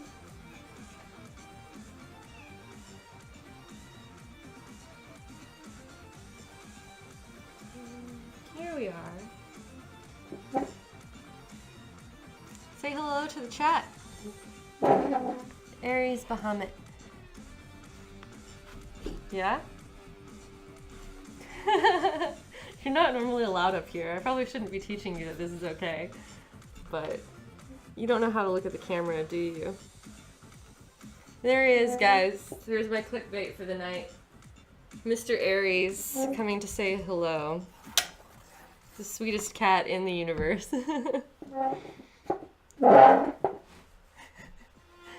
Hey, he's not fat. He's just very large. He's just physically large, okay? Whew. I have like cat hair on my face now. Because of course I do. That's right, he is a handsome puff. Thank you, Cactus Wolf, for recognizing his attractiveness.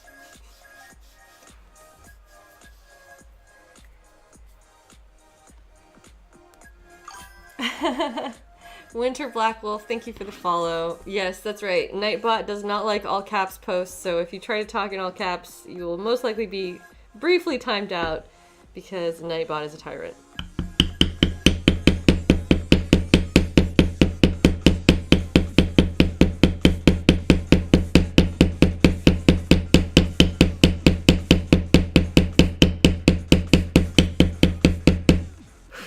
Yeah, I've got cat hair on my face. Kitten says, Aries is larger than your normal kitty. Yes, that is very true. I think he's part Maine Coon. He certainly has some Maine Coon features, but he was a stray, so I don't know his exact genealogy.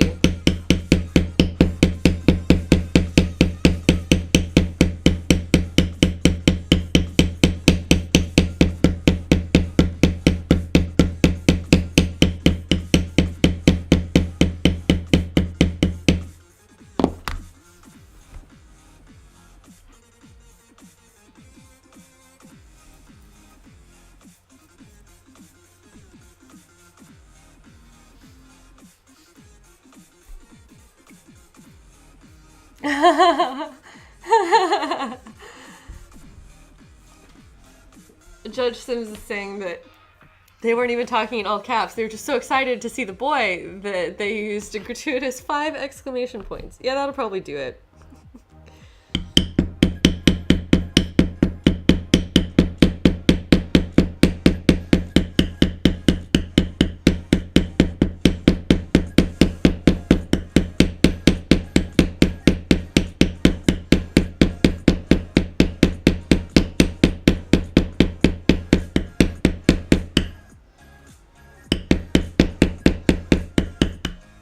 Oh, so close to making that smooth.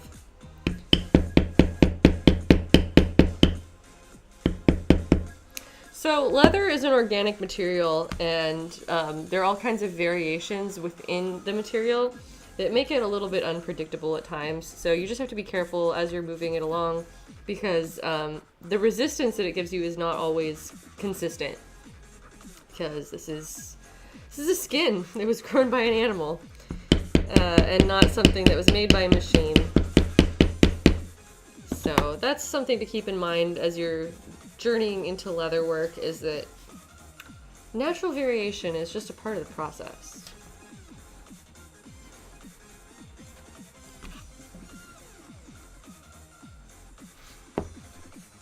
Let's see what I've missed.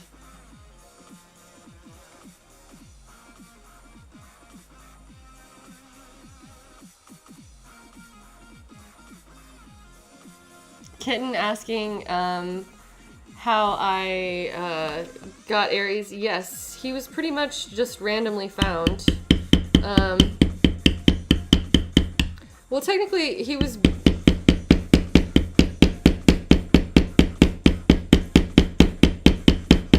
He wasn't, like, exactly a stray. He was, like, born in somebody's garage, and, like, his mother was, like, their outside cat where they just let her wander around, and she just kind of lived, like, in their yard or in their garage.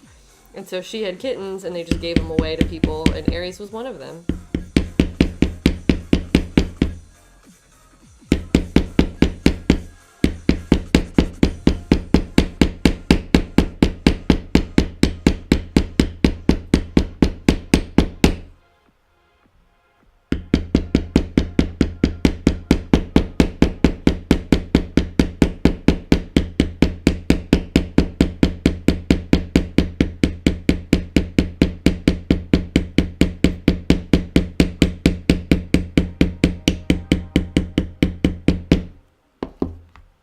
Okay. I know I missed some comments. Cool Guy 775 asked, is this replacing YouTube? If so, I'll have to watch more. Yeah, more or less, kind of, yeah. Right now, what I mostly post on YouTube still is just archives of the stream. So if you miss a stream, you can always go and check it out on YouTube. It'll be up within a few days, if not the next day. I need to get a little bit more consistent with that. But other than that, I do intend to keep making some videos for YouTube, mostly like live vlogs of like events and things like that, or photo shoots. But yes, this is where I'm focusing more of my efforts now, is on Twitch. Let's see.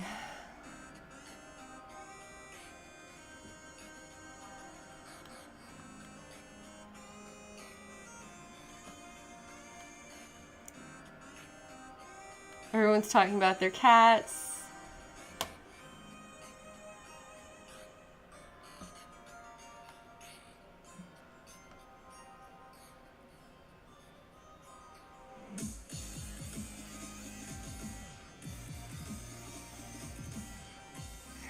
Bass Phoenix is asking what would be a good leather for making a leather jacket. So yeah, you want some sort of garment leather, which is not going to be the same type of leather that I'm using here tonight. I would say, first of all, disclaimer, I have not made a leather jacket. I can tell you what leather I'm using for this leather dress, and that is some white planche, which is like a cowhide that has been, I think, thinned out to be a little bit thinner, and certainly thinner than this. Lambskin is also a great leather for, like, if you're first getting into leather work, especially. Lambskin is a good one to start with because they are relatively cheap because they're small, because lambs are little, and they are thin, so it's easy to sew through. If you can usually use a domestic sewing machine for lambskin, as long as you have the right needle and a foot, like a sewing machine foot that is gonna allow it to feed through properly. So I would say either a walking foot or a Teflon foot, perhaps. But if you were trying to make a whole jacket, that's going to be a lot of lambs. So I would say that you should look for a leather planche, or just be willing to buy many lambs. You can use other hides too, but pigskin is really, really thin, and probably too thin for a jacket. Well, or you just have to be aware of that. If you want a really thin jacket, then that could be fine. Or like they have goats that are really similar to the lambskins. So there are lots of options out there, but if you want like a large single piece, I would say go with a plonge, which is Plonge.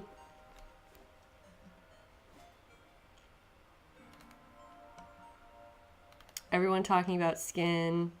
Lambskin, yeah, I know, they're cute. They're cute, and it's sad to work with cute animals, but I mean, you just have to make peace with it if you're going to do leather work, I guess. Alright, I am going to take a really brief break and run to the bathroom, and then when I return, we will begin tooling these next pieces. Oh, but before I go pee, this is what we just did, and you can see the dark edge that I now have gotten from beveling this section. Oh, I need to bevel these little guys. They have a little swirly down there that needs to bevel. But that is what I was referring to when I talked about wanting to make this section kind of look like it's separate from the rest of it. And that is what beveling did for us. So the rest of it will be gold borders on a white upper piece here that is just kind of separated by the groove. So I will be right back. Give me a few minutes, and then oh yeah, BRB sign. Oh, I didn't like load that into chat. I'm so sorry. I'm gonna figure out Twitch one of these days, I swear to God. And that day is not today. Be right back, guys.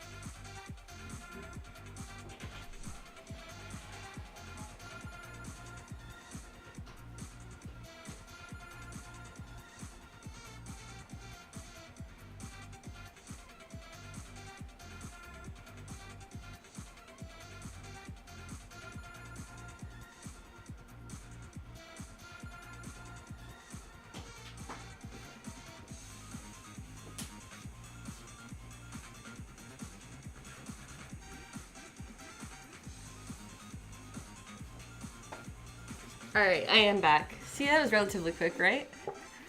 What did I miss? Poeteva has followed. Thank you so much. Appreciate that.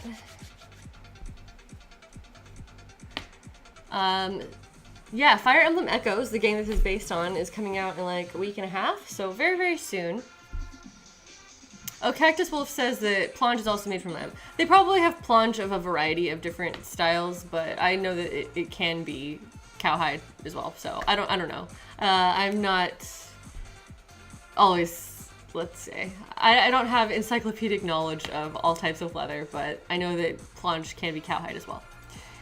Let's see. Katrina Face, pro tip, don't think about the sheeps.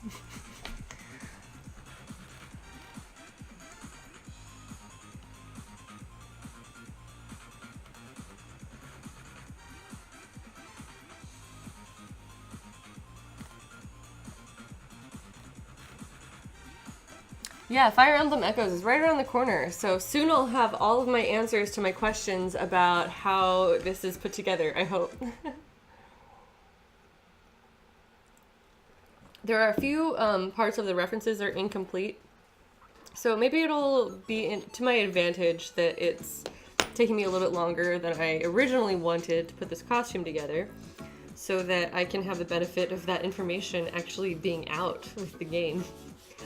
So on this piece here, if you were watching at the beginning of the stream, I started by making cuts all along the perimeter of this piece, this shape. And so this will be beveled as well as the interior of this section. So a little bit of extra beveling on this piece compared to the last one.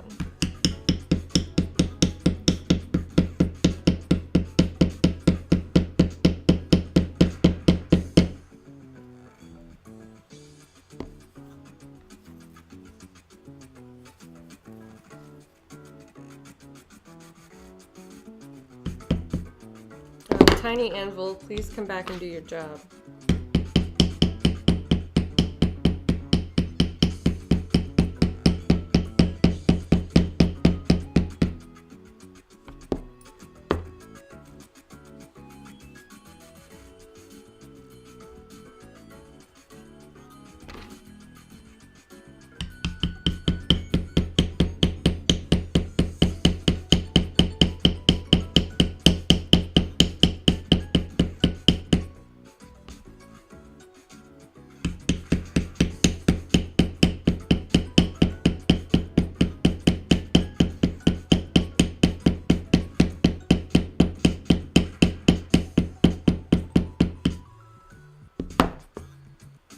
Alright, I'm using the tinier beveling tool right now because I'm trying to be really careful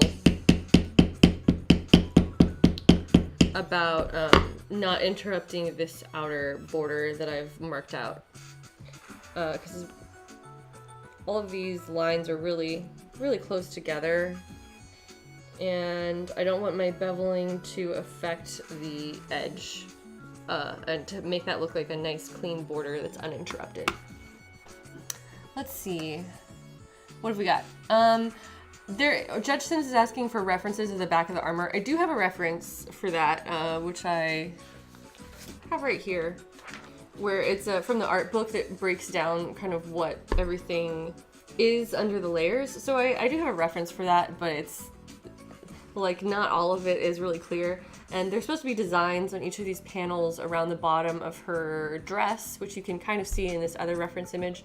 Those are completely absent from the art book for whatever reason. They just don't want to show you what the symbols are. So I would love to get that information. If anybody's playing Fire Emblem Echoes like on day one, please, if you could help me with screenshots for details of the costume, that would be wonderful. Also, the amiibo, yes, the amiibo exists, and that's going to be released on the same day as the game, I'm pretty sure. But as far as I know, the amiibo actually has different, like, inaccurate designs. I don't know. Maybe I need to take a closer look at it. But from what I saw on the internet, it looked inconsistent with other designs that have already been put out. Yeah. Okay, Ayasa is saying, from what I can tell from the reference images, the cape/cloak is actually connected to the shoulder armor, not the collar thingy. Yes, that is also my understanding. That said, I think that the way that I'm planning on doing it, I think that I am going to make the collar thingy also attached to that, but in a separate layer that's on top. So the cape is connected to the back armor, which is connected to... Sorry. So I'm wearing the dress, and then I have the armor, the back armor outside of that, and then the cape is connected to the back armor, and then the collar is sitting on top of the back armor. So all of those are like layered on top of each other, or at least that's my my current understanding of how I'm going to go about it. Sometimes plans change partway through. Travel is asking what's my favorite color. My favorite color is purple, closely followed by teal. So depending on what color scheme you're going for, use one of those.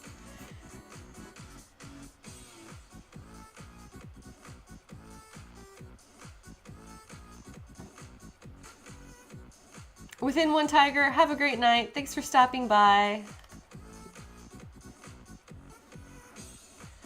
Oh no, Judge Sem says that the amiibo has a red collar choker thing instead of being white, like the rest of the art book references.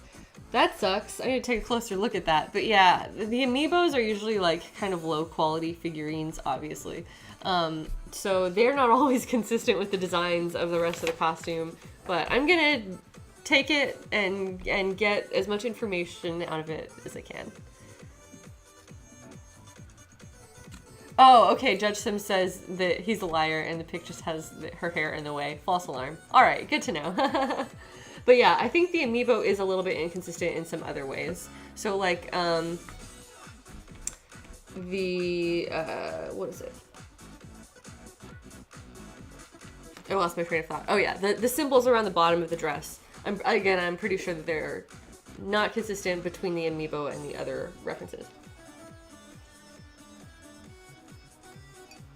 Alright, I'm gonna run off camera one more time for the very important cause of refilling my tea, because my water is heated up. But let me pour some water and I'll be right back and we'll continue with this tooling.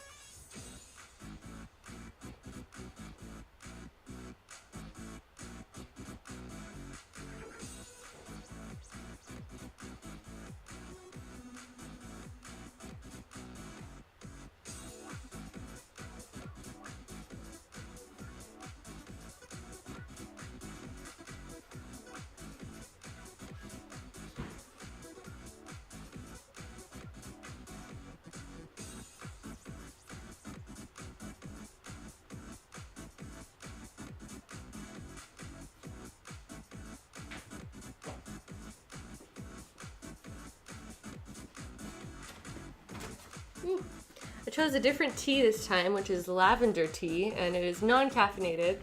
So this is my winding down for the evening tea, I guess.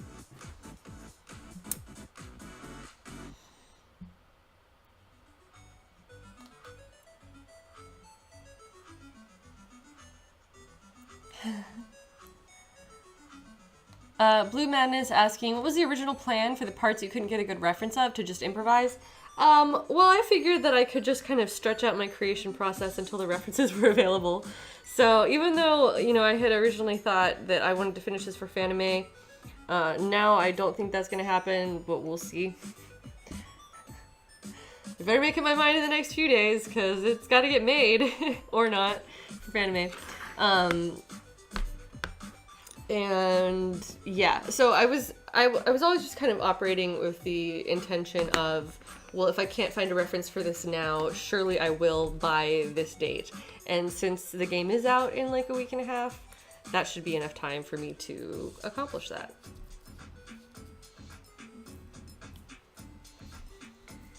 Okay, Katrina Face is sharing a link. Let's see, what do we have here?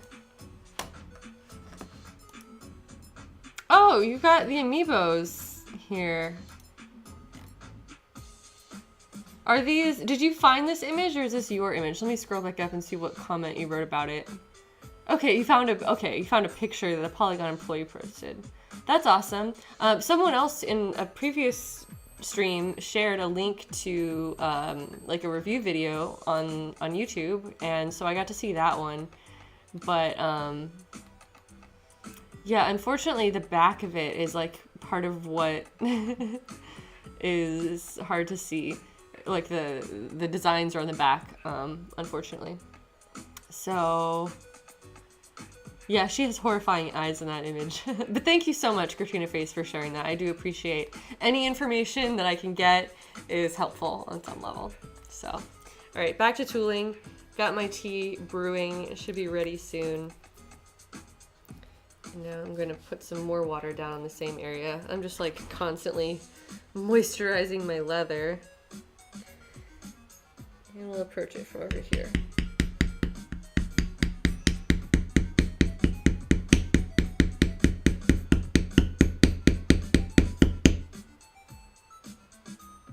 This side is actually going really well.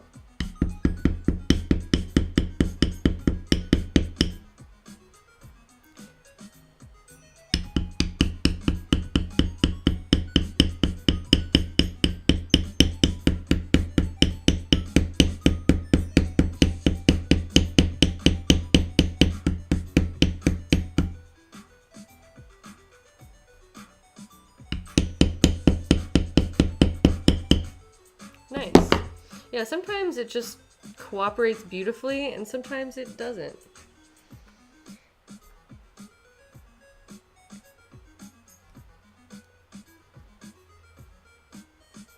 All right. And now to the inner edge.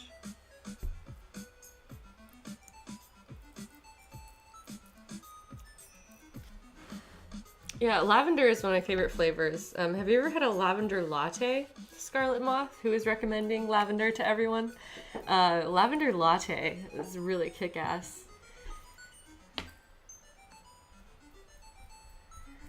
All right, Diego Raced is heading out. Thanks so much for stopping by the stream and spending some time chatting with us.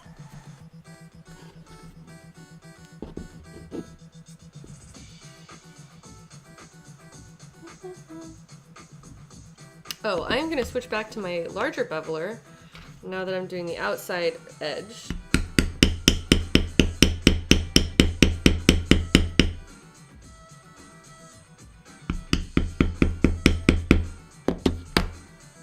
This is the area that I sort of cut just barely too far into my shape and I was unhappy with it. So let's see what damage control I can do on that.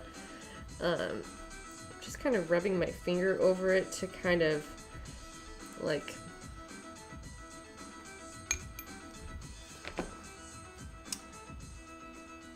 try to get it back to being on a even level. Let's see. Now I'm kind of just trying to drag it back towards the cut edge. And that's actually going to be fine. Wow, yeah, that's looking great. Awesome. Leather is magical, guys. Yeah, I just kind of massaged it with my finger and tried to kind of pull it back against the direction of that tool. And that totally worked, so awesome. Now, moving on to continue my bevel.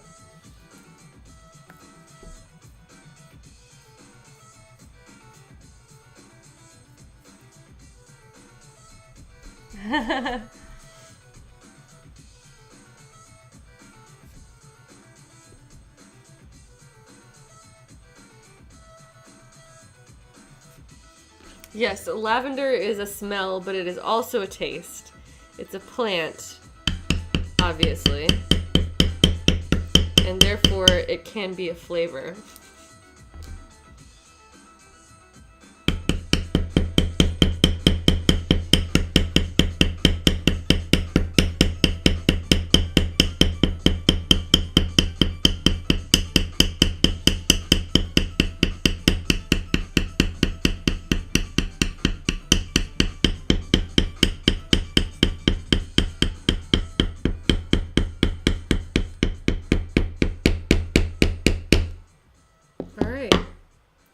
That went pretty well. And I just did this bevel straight over the edges of the grooves that we laid down, and as long as they don't get like distorted, that's gonna be fine. What if I got to, oh, I'll hit that last one with the beveler too, so. All right, just gonna keep moving on.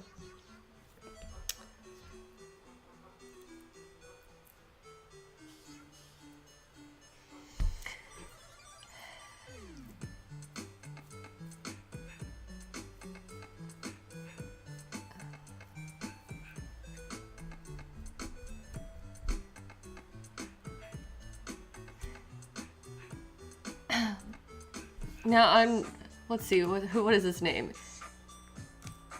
Epic Hobo of the Hood. Oh, that's right. Okay, Epic Hobo of the Hood is asking, why don't I use a rubber hammer instead? That they're way easier on the leather. I don't know. I've never used a rubber mallet before. I got this one with a leather kit, and so I've just kind of stuck with it. But I'd like to do some research into what other types of mallets are available, because I know that they come in a number of different materials.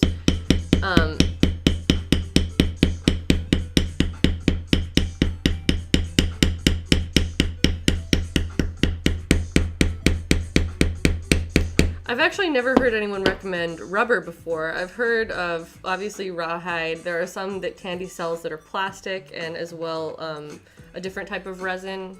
I couldn't tell you what the differences are. So that might be something I have to look into on the stream, but I haven't heard of anyone using rubber before, so yeah, I guess we just learned differently. Okay, Cactus Wolf has an answer saying that the rubber hammer bounces off your tools and wastes some energy that way, where the rawhide hammer can hit without bouncing off. That sounds like a good explanation. And yeah, like resin and or plastic, I think would also be, would conserve more energy that way. I want the extra energy to be absorbed by the slab and not to be bouncing around in the hammer, so yeah. Now, when you say it's easier on leather, do you mean that the, because yeah, I would imagine that you would get more bouncing. Sven BTB, thank you for following, welcome. Yeah, so you tell me how that goes for you. Maybe I'll have to try that in the future. I don't think I have a rubber mallet, but...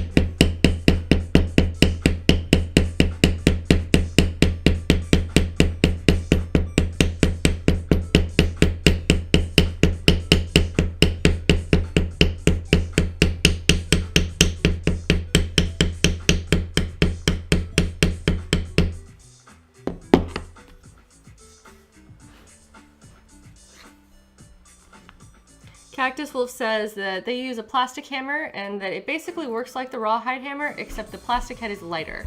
A heavier head is preferable since you have to put less force into it. Yeah, that all makes sense to me. I agree with that statement. Now, you might still be getting good results with rubber, and I would imagine there would probably be less strain on your hands, maybe. But ultimately, I do wonder if it's not a waste of energy. But it's probably just a matter of preference. And ultimately, you can use whatever tools do the job. So this is the one that I have and the one that I currently prefer, but I do want to take the time to try out some others and see if there's something that's better out there. And that's one of the reasons why I'm streaming.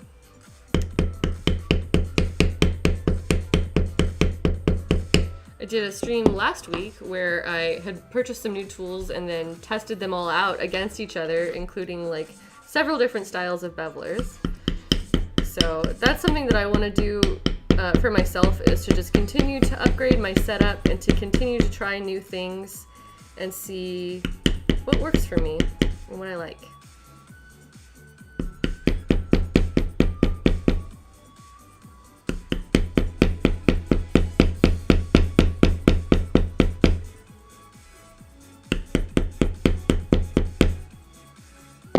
Alright, so that is the exterior of this shape here, and I want to also bevel along these lines. Let's see which way I'm gonna do that from first. I need to move my block probably.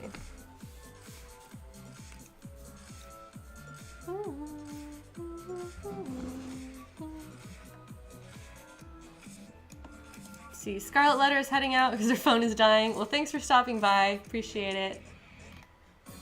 Let's see. Shar is back. I hope you're feeling better, Shar.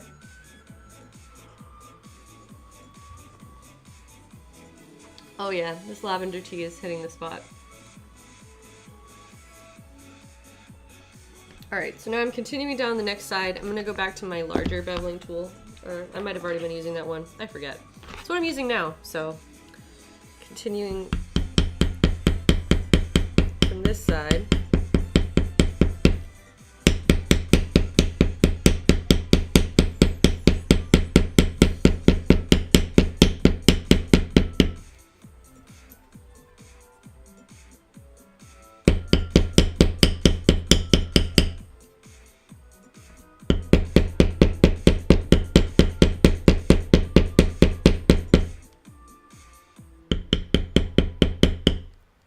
Add some more water.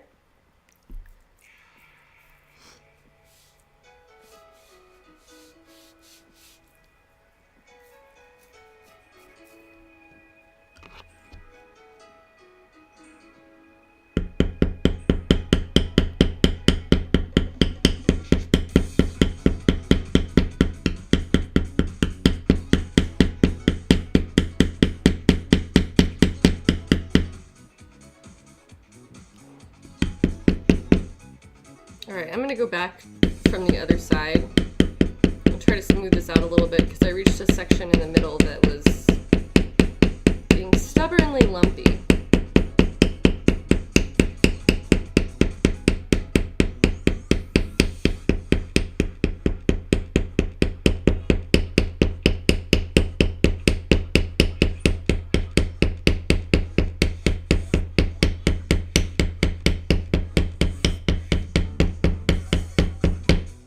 There we go. That actually looks much nicer. Now my pen line is still visible, and it kind of creates the illusion that it's not straight, but it is straight. And once I get this painted, those lines will disappear, thankfully, and it'll look a lot cleaner, which should be coming up pretty soon. I think that I'm gonna do... We'll see. I might do painting in more than one batch, like probably just 2 batches, just so that I can put paint on some of the pieces that I already have and start assembling them.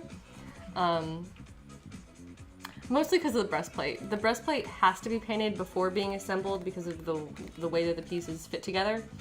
And I want to have it assembled before I start making every other piece that connects to it, so that I have it as something that I can physically put on me in one piece that is all together, and kind of judge the placement and the straps and things like that once that's assembled. So in order to do that, I might paint them separately before finishing all of the rest of the leather pieces. We'll see.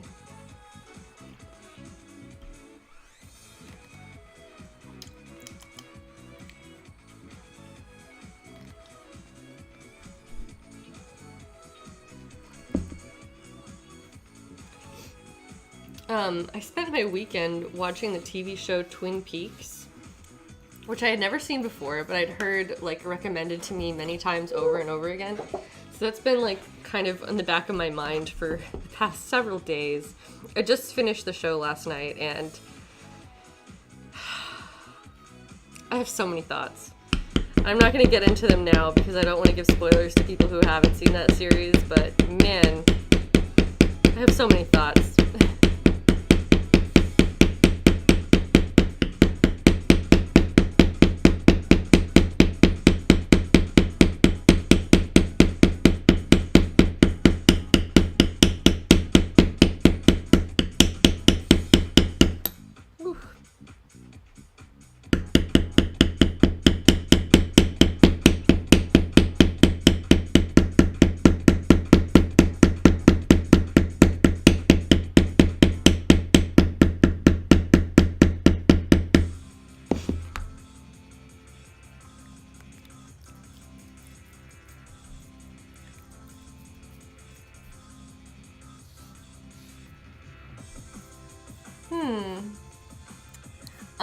Let's see. Judge Sims had a question saying, refresh me on this. Are we trying to make the gold parts of the shoulder look like metal, like Zelda's, or are we just going for leather?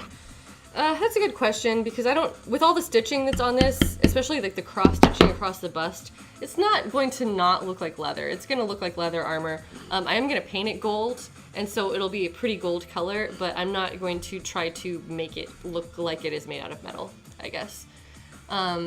Scarlet Moth asking, is this in preparation for the new season of Twin Peaks that I watched all of the original? Yes, I would love to see what they do with it in the reboot, because everyone's old now, so it's like skip ahead 26 years and oh, we're all still living in this town, but I mean, obviously their lives will have changed. So yeah, I'm really curious to see how that's gonna go.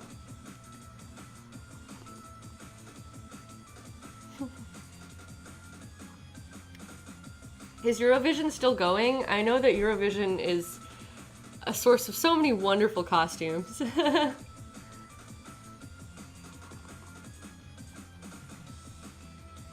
Llama Illustrations says, question, are you going to do a cosplay from Breath of the Wild? Yes, I am. I've been thinking about which costume I'm going to do, and I still haven't decided. It's something I've talked about multiple times on these streams, but I do try to hold myself to one costume at a time, just so that I don't start a million projects and then never finish them. So that what I choose is still up in the air.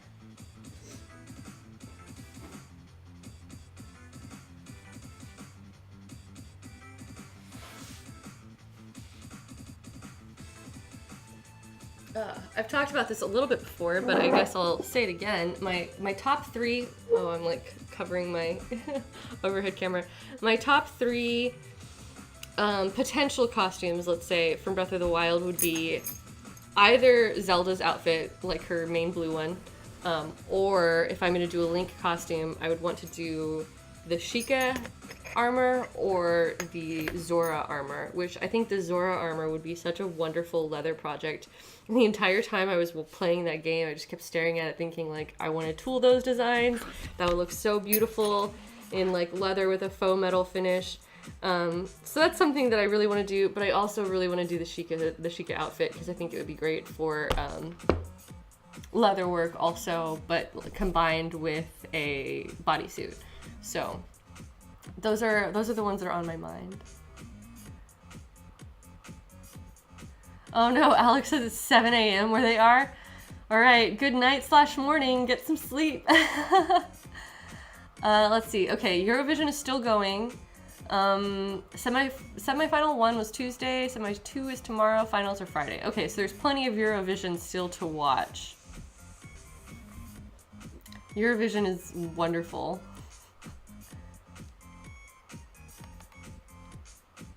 Link Titty Edition. Oh, it would not be Titty Link. I would just be regular Link. And whether or not I looked like a boy would be neither here nor there. Like, I'm just gonna make the outfit. And if I wear it as a girl, then I wear it as a girl. If I can manage to make myself look like a boy, then I'll do that. But either way, I'm not gonna do Titty Link.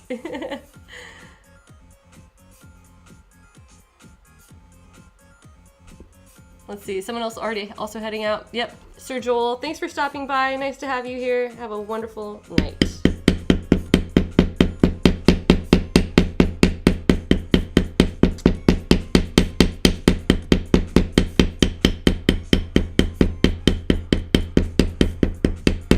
I'm trying to do a better job of like not covering my work with my hands as I'm going, but it's difficult to get the right angles and not be in the camera. So yeah, I feel like without a closer camera, that's gonna be really hard for me to do.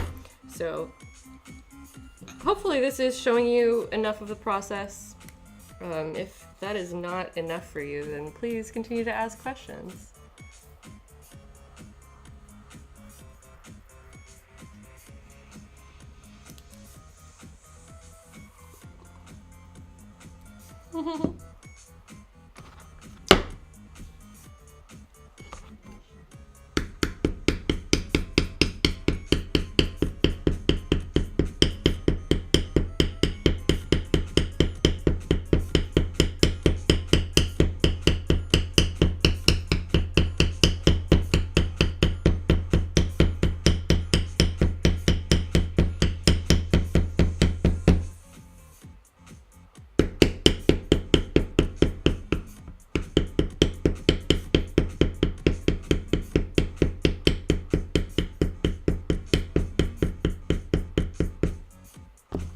Alright, now this one is done. Well, at least this part of it is done. I still need to do some tooling on either side and prep this for the placement of my snaps, but I'm going to hold off on that for a little bit. And I'm going to go ahead and do the beveling on this piece as well.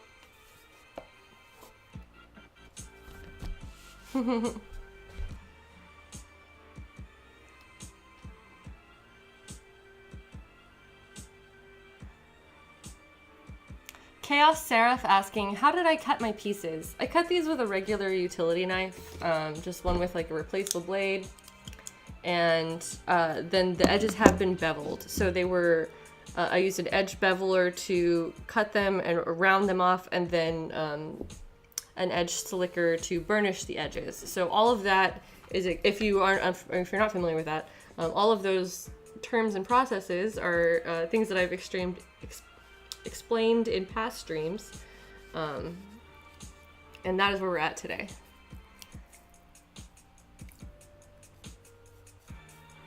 Blue Madness is saying maybe a third camera that would show the work from a side or from like a closer angle. I've thought about that. It would probably be kind of in my way because I would have to mount it like along here. And it would require me to use some different software than what I'm currently using for streaming. So it certainly is something that I'm considering, but it's going to take a little bit of work to pull that off. So yeah, I'm gonna do some experiments and see how I can upgrade this in the future. But it's gonna be a little bit of an investment probably.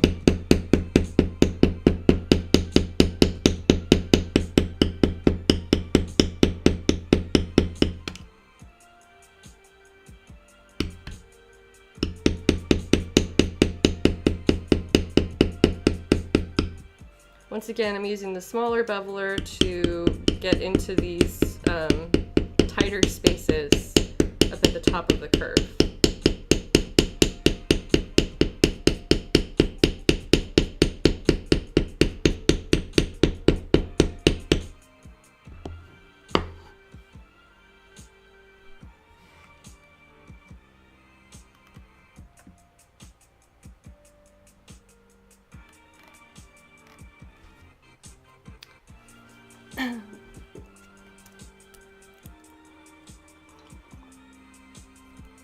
Well, thank you, Chaos Seraph. No, these are not machine cut. They're cut by hand, but I did sand the edges, which is something that I think that a lot of people don't think of as something you can do with leather. But yeah, you can sand the edges.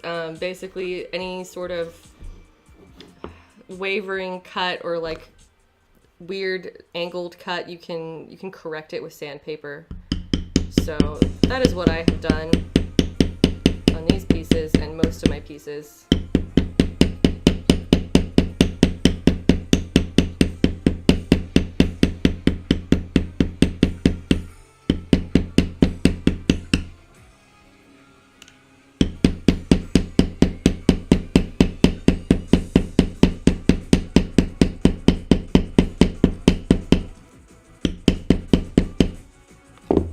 This is starting to get stubborn again, so I'm going to approach from the other side.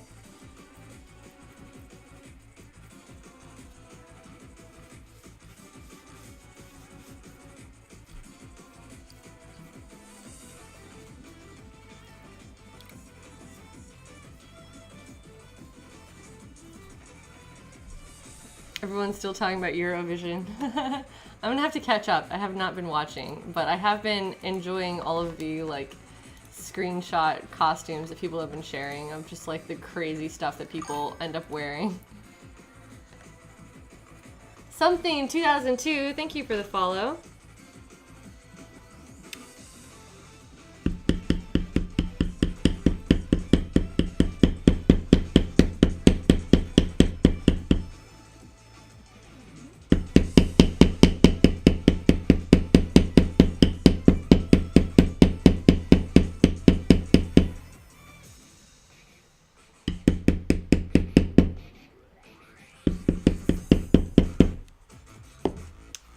Alright,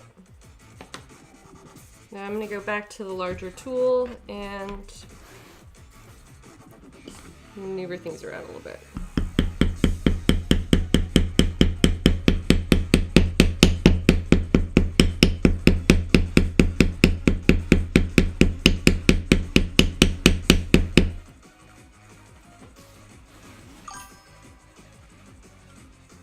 Chaos Sarah, thank you for following.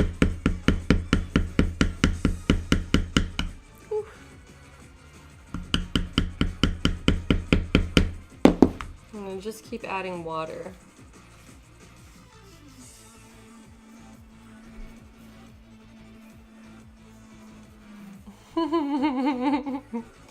Oh, Cactus Wolf says, is Eurovision gonna rub in my face how sad I am to be an American right now? Because I have a real little shame threshold.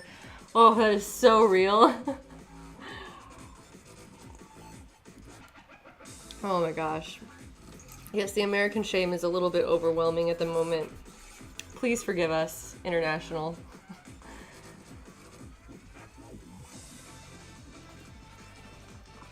Chaos Seraph, this is the shoulder section of Celica's outfit. So the like crazy shoulder flaps that she's got flying off of her, this is what they are, or will be rather, once they are wrapped around and I finish the tooling. So this is going to connect to my shoulder like this. And that's where we're at. This is the back plate. So actually this side is going to connect there. And the chest plate is sitting off to the side. I think I'll show off all of them together at the end of the stream maybe, because it's starting to look like something, which is always a really exciting stage of any costume project.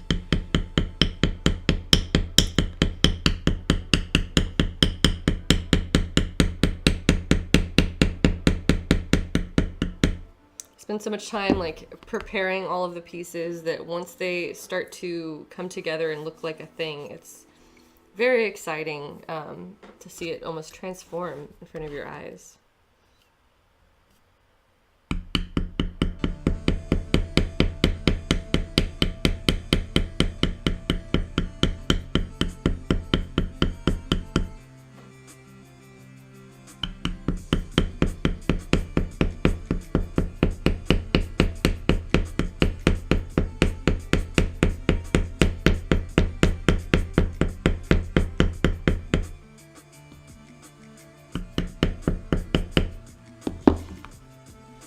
Shoulder flaps, that's right.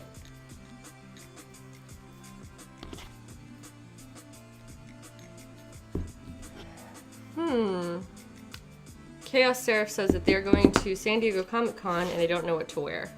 Well, I have never been to San Diego Comic-Con, and honestly the reason why is because it looks completely overwhelming. So my recommendation is that you should wear something comfortable.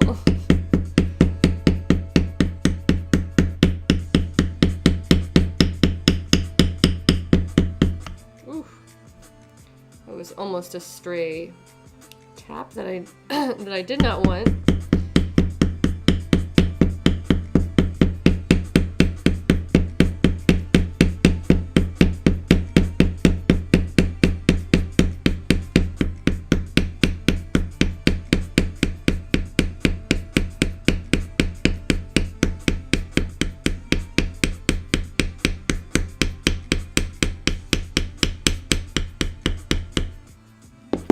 And there we go. Now moving on to, start here, to these outer edges. What time are we at? It's about 9:20. I've been streaming for about almost coming in on 2.5 hours. I'll probably keep going for a while tonight. We'll see. Let's say at least 10 p.m., which is at least 40 more minutes. And then I'll reevaluate whether I want to keep going or not.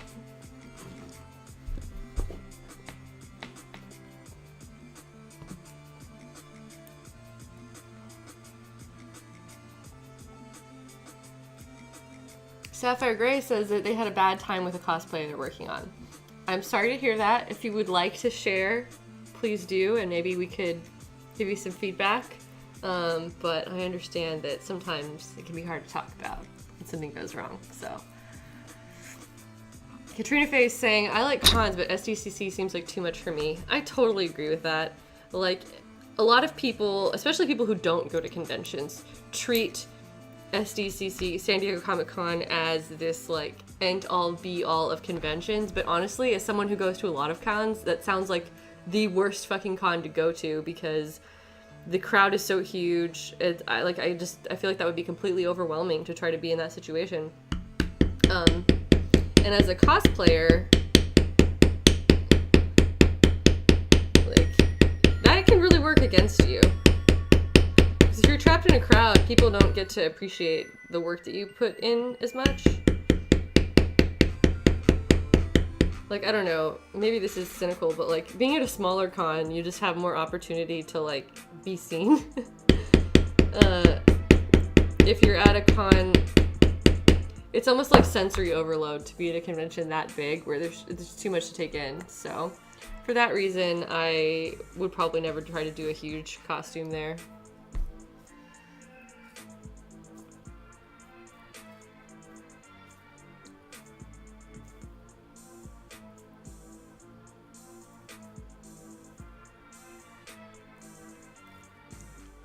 Oh, Sapphire Grey's working on a poncho made of twine and seashells.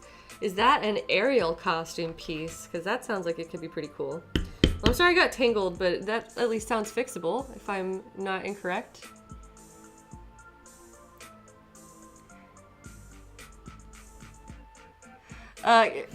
Let's see. Captain Gunboots says that these are called pauldrons. Well, I mean, I'm familiar with the term pauldron. I just would hesitate to call these pauldrons because they're so unlike any other pauldron I've seen. So that's why I call them shoulder flaps. It's a little bit less technical of a term, let's say. But I think of pauldron as being more of a protective piece, whereas this leaves the shoulder exposed and it's a decorative thing in the shoulder area. So maybe that still qualifies as a pauldron, maybe not, but I haven't been calling it that for that reason.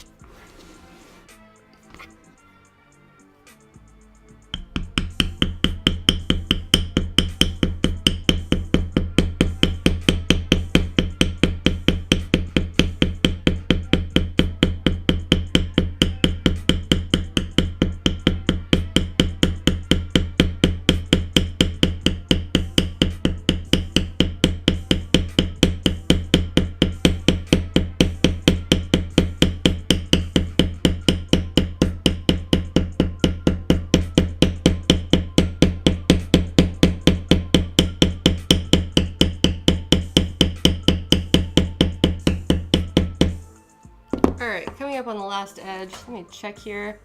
Blue Madness is heading out. It's 2 a.m. where they are, so thank you for coming by. Let's see.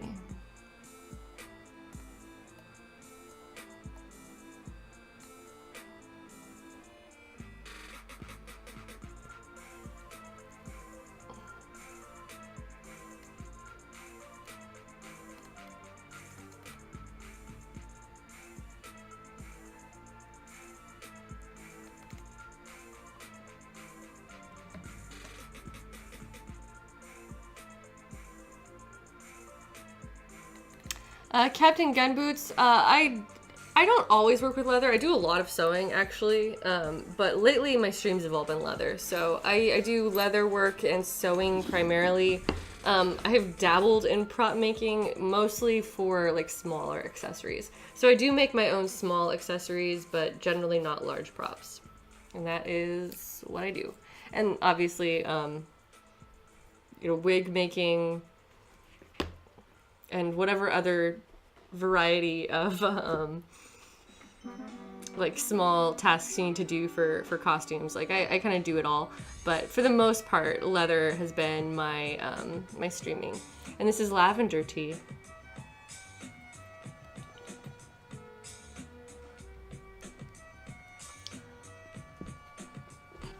But when I do make armor, it is almost always out of leather.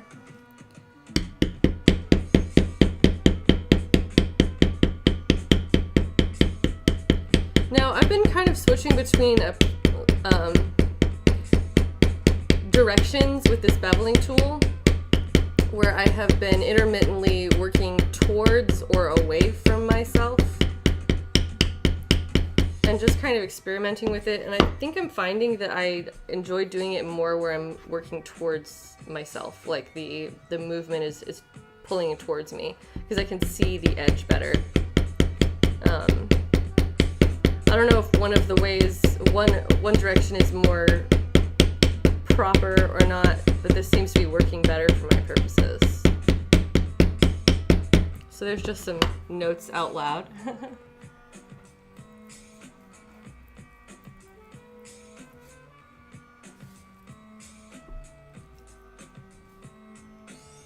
Potion Seller says that watching the stream makes me so inspired to be creative. Like, you painted a landscape the other day, a really bad landscape, but still. Everyone here is so creative, it makes me feel like I should never be scared to try new things. That is so wonderful. It makes me really happy to hear that you're trying new things, and I completely agree with that. You know, you can do whatever you put your mind to creatively. I firmly believe that. It's just a matter of breaking it down into manageable steps, and you can do just about anything. Sometimes you need practice, but let's see. Travelsome has a link to share with us. Thank you, Katrina, for enabling that. What have you got this time? Tap Tap Adventure. Some pixel art from the stream. Thank you. This is really cute. I am retweeting this.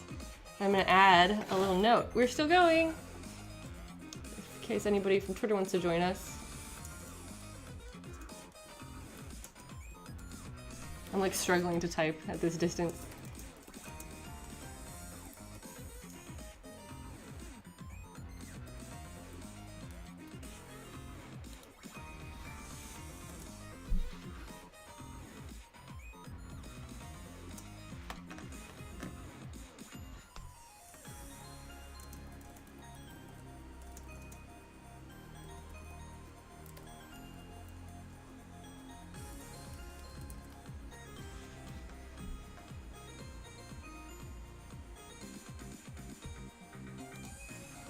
All right, got that up. Thank you so much for the cute art, as always, Travelsome, with the awesome little cartoons and pixel art this time. So, yay.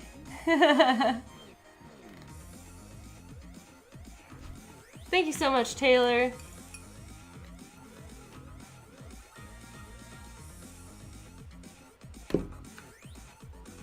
And that wrapped up my tapping for right now. No, that's not entirely true. I'm gonna switch to another tool, but that did wrap up my beveling for this step of the process. So now we've got these lines. You can see actually really clearly now. The darker areas is where it's been beveled, and it now has that three-dimensionality to it. Still have some smaller border lines as well. But the last thing I'm gonna do before I consider this complete is to add a little bit of shading to it. So I'm putting this away. Now, for these like larger interior sections, I don't want to do a solid tooling pattern on this because it's not supposed to have that kind of texture. What I am gonna do is take these background matting tools, and these are basically like texture stamps that are, they don't have any features, it's just a repeating pattern of this, like, I don't know what you would call that, graveled pattern. And what I'm gonna do is position it at such an angle as to where the stamp is like fading out, so that it is angled in such a way that not the entire stamp is making contact with the surface of the leather, and it is just like pointing up and off the leather. Adding a little bit more water because that's what I always do. And this is pretty subtle, like this is not gonna be really obvious unless you get right up on it, but I still want to do it for several reasons. Number one is because that subtlety, it does add something. Even if it's not obvious, it adds something. Secondly, this tool is much wider than my beveling tool. So I'm moving the beveling tool along, and I'm trying to do as good of a job as I can of making it smooth and keeping my motion consistent, and keeping the angle consistent to get that smooth beveled line. But that doesn't always 100% happen. There is sort of some variation to the process. And this tool, being larger than the beveling tool, helps to smooth out those lumps. So going back over the areas that I've beveled with this gives me much cleaner looking bevels. So even if this tool isn't obviously doing a lot of work, the work it's doing is important to me. What have I been missing here?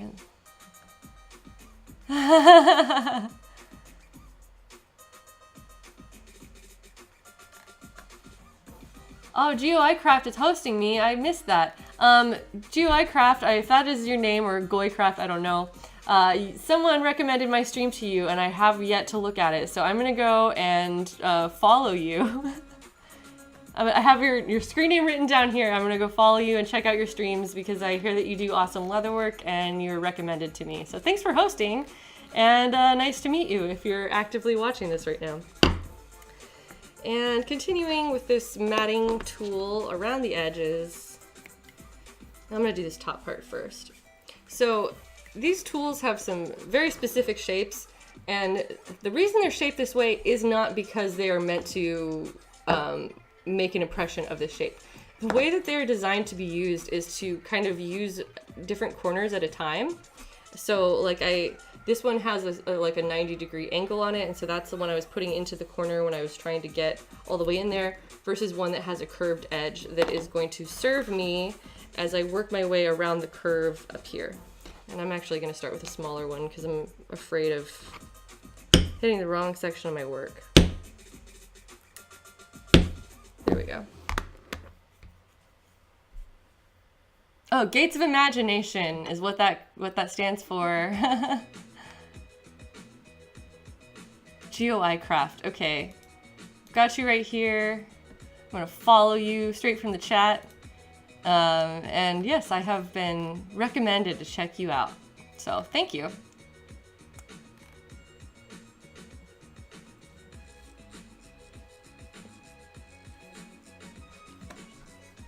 All right, and Scarlet Moth also, thank you for the host. Okay, so back to this guy here, getting into the corner to create that texture.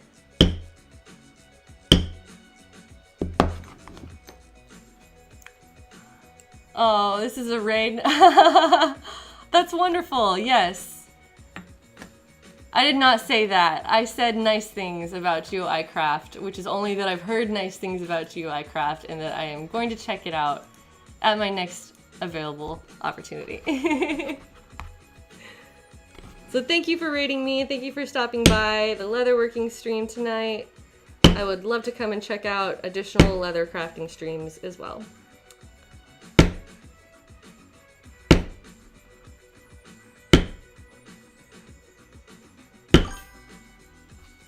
Captain Gunboots, thank you for the follow.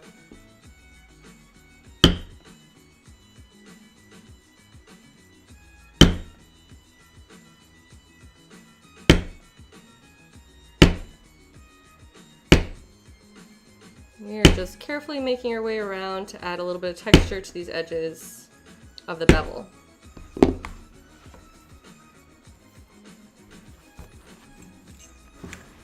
So those of you who are just joining us, I am working on the leather armor for Celica, which is here on the right. And she is a Fire Emblem character from the game that comes out in about a week and a half.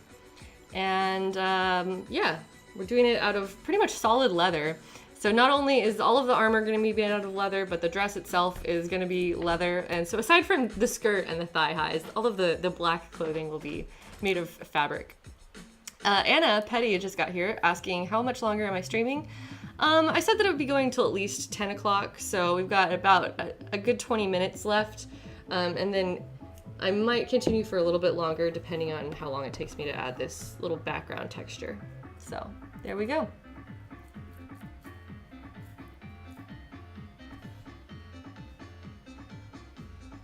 And yeah, these are the weird shoulder pieces that are like flying off of her outfit. They look much more accurate when I've got them folded up there, but that's what we're working on tonight, plus the back piece of her armor. And continuing down this other side.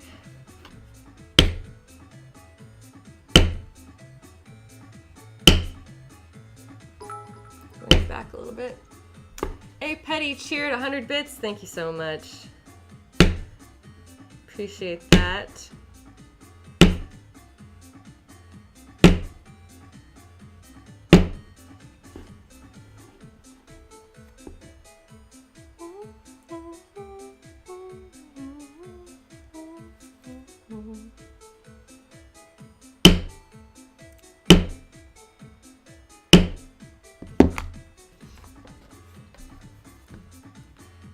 this is actually the last step, the last tool that I'm going to use on this particular portion of this piece. So that's something that we can check off the list of this section. I'm going to call it done and ready for paint.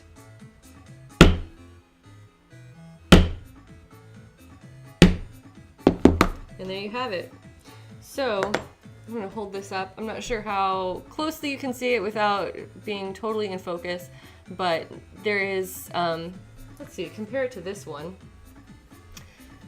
This one up top is the one that has a plain bevel, and the one below has the textured bevel that I beveled it first and then added some additional texture with the matting tool. And I'm not sure how obvious it is, but this one is quite a bit lumpier, and it's reflecting the light. You can see it. And this one, that tool did smooth it out quite a bit and added just a little bit of texture that is going to allow paint to sink down into those areas, and for me to create some painted shadows and a little bit more texture to it. Let's see. Spudensky asking, when you begin to line and do the inside of the cape and the dress, the purple portion, will you be doing light leather material as well, or will it be fabric? The purple is going to be a silk fabric that I bought and showed off recently. So that is going to be silk. The gold is going to be a gold foil lambskin. So other than the gold lambskin, the inside of it is going to be silk. So it'll be really smooth and light against my skin, which is going to be nice. Let's see what we got. Joseph Stylin, thank you for the follow, as well as Bacon Boy Reels, or RLZ. Bacon Boy Rules. Rules, probably. Bacon Boy. Bacon Boy, you rule. Thank you for the follow. So yeah, all of the exterior of this dress and all of the armor and attachments, they're going to be made out of leather, but the interior will be silk, so it'll be nice and silky and comfy to wear. Yes, Cactus Wolf asking, when I made the Zelda pauldrons, did I also use the background stamp in the same way along the beveled edge, or did you just do it along the surface? No, yes, I did it in the same way. If you want to check out my build of the Zelda pauldrons, go to my website. Under tutorials, I have a big write-up that is just only dealing with the Zelda pauldrons, so if you guys want more info on that one, that does show all of this in greater detail, and you can see the texture that I'm adding. Call me Sabs, thank you for the follow.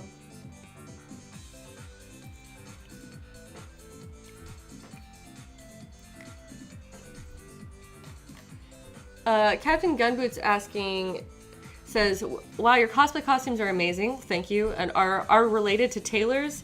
I'm not entirely sure what you're asking with that. Maybe you could try phrasing it in a different way. Maybe there's a language barrier at play here, but I'm not sure what your question is. I'm sorry about that.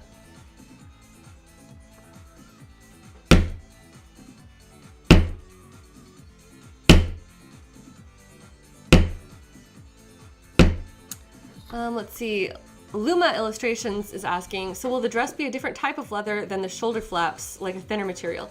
Yes. So this type of leather that we are currently using is called veg-tanned leather.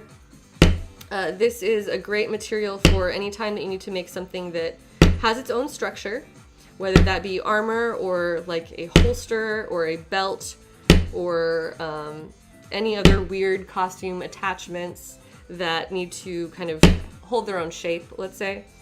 Veg-tan leather is usually a really great choice for those types of projects.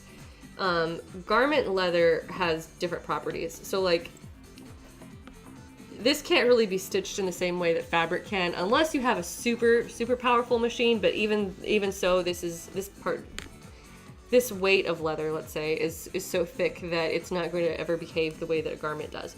The leather that I'm using for the dress itself is a white planche cowhide leather, and I have not actually shown that on stream yet, but I do have it already, and I will, I'm going to be showing that part on stream too as well. So when I get to that part where I'm doing my sewing, I will talk more in depth about that process. But yes, suffice it to say, it will be different. The garment leather that I bought is already white and or gold. I have a gold lambskin that I'm using for the trim and details. But all of this veg-tan leather, all of the armor and attachments are going to be painted to match.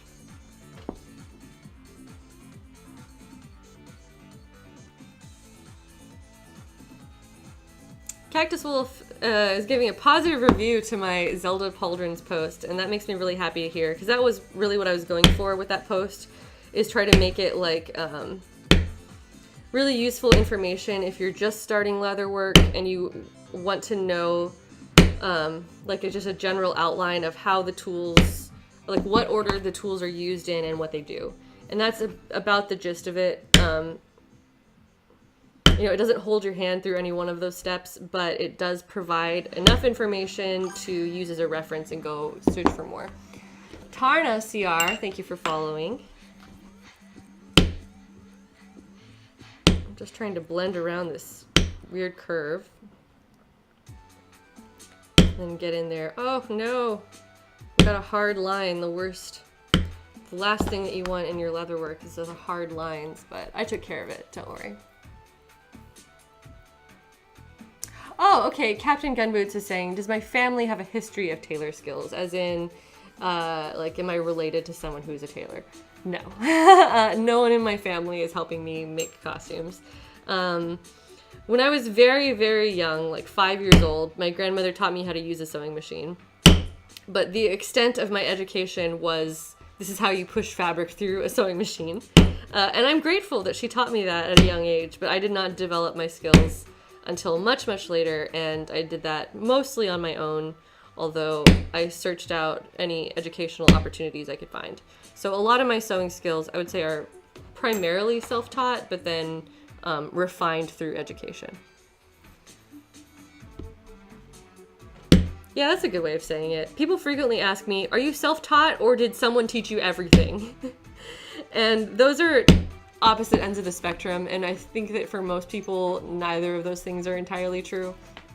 It was very much that I learned through exploration, and then after and practice, and as I continued to work and improve, I picked up tips from other people along the way and or instruction and got better that way. But yes, it's a good portion of it was self-taught.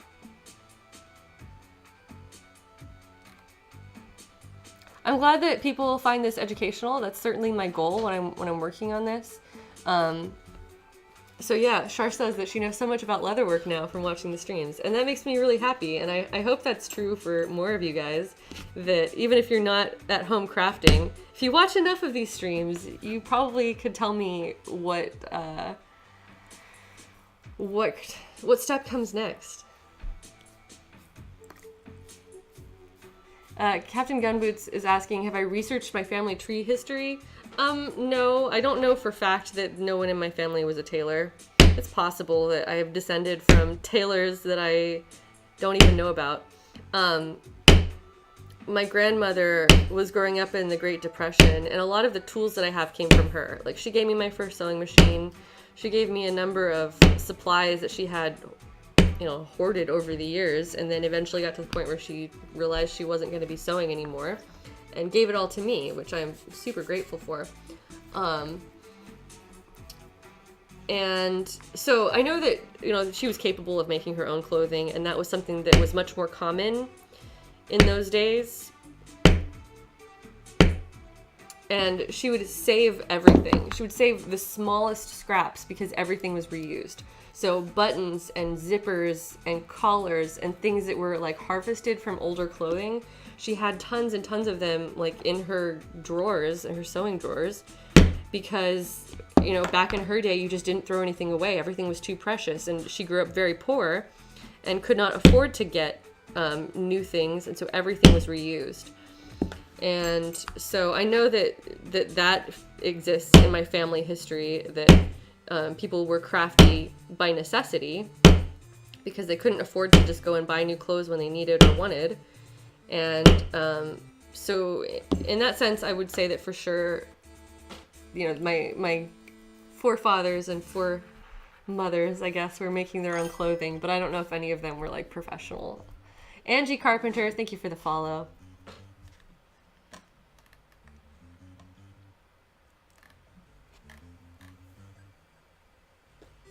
Yes, that was the same grandmother that sent me the tiny zipper, Char is asking. I got My grandmother also really loves tiny things. That's we share a love of tiny things. It's something that we bonded over many, many years ago. So she knows that I really enjoy miniature things, and so does she. So she had a zipper that was less than 2 inches long, this is 2 inches. It was 2 inches including the tape. So the zipper itself was probably closer to 1.5 inches. And I don't know why she had it or where she got it, but it was in her drawer and she found it and she sent it to me in the mail just because she loves me. So I thought that was really cute. All right, there's another piece down. We've got the whole outside bevel texturized. And I have one more piece remaining that I'm going to do that for, which is all of this interior section. It is just about 10 till 10 o'clock, and I think I am probably going to wrap up after this step. So I'm going to go ahead and continue to texturize this piece in the same way that I just did those, and that'll probably be my last step for tonight, and then I'll call it a night.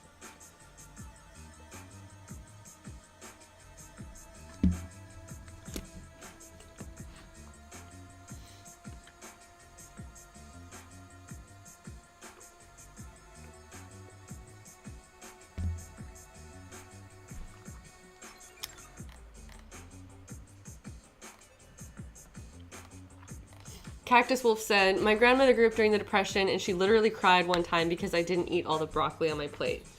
That's sad. Like, I mean, it's kind of funny, but it's sad. Because, yeah, to someone in that position, everything is so precious. And, you know, that kind of speaks to what that experience was like.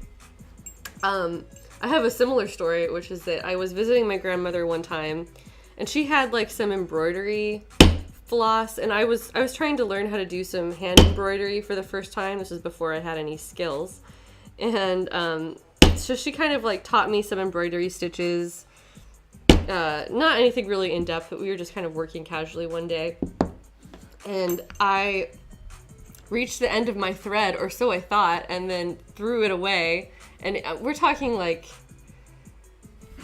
maybe like 5 or 6 inches of remaining thread that I got to the end of my project, and I was like, okay, well, that's all I need. Clip, toss. And my grandmother pulled it out of the trash and was like, you threw away this thread. And I was like, yeah, that's the end of the thread. What else can I do with that?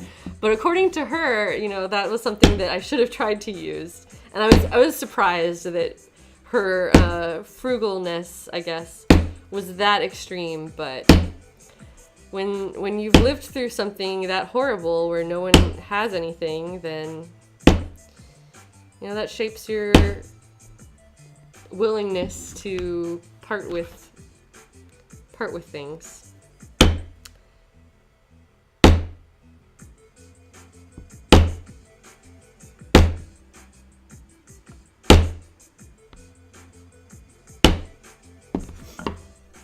All right, let's see. Someone was heading out.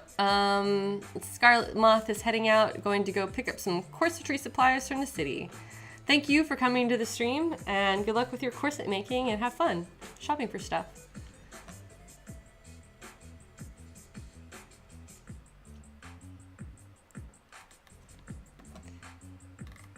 Yes, my grandmother also hoarded buttons, and I was the beneficiary of like all of her craft hoarding, so I'm not like upset about it.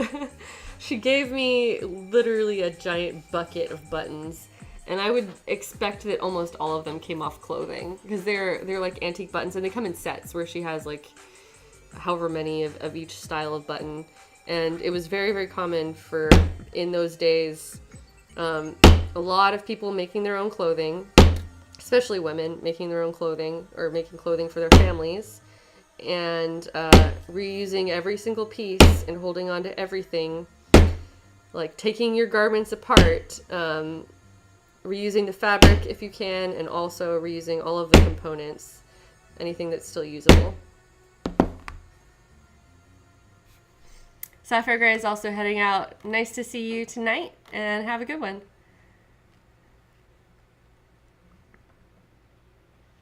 Hey, Char is asking me if I had dinner tonight, because sometimes I forget because of the streams. Yes, I had a wonderful dinner right before the stream, made by my husband, Jared.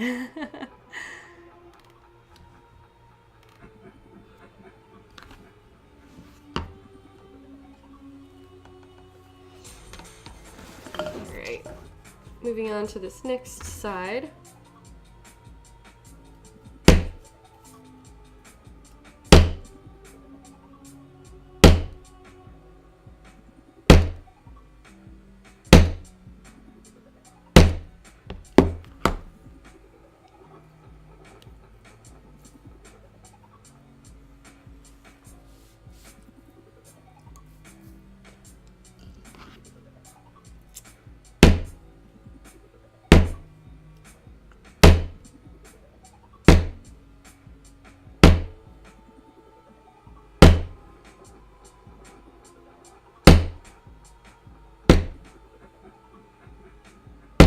So as I'm moving this tool along, I'm just kind of lightly overlapping the edge.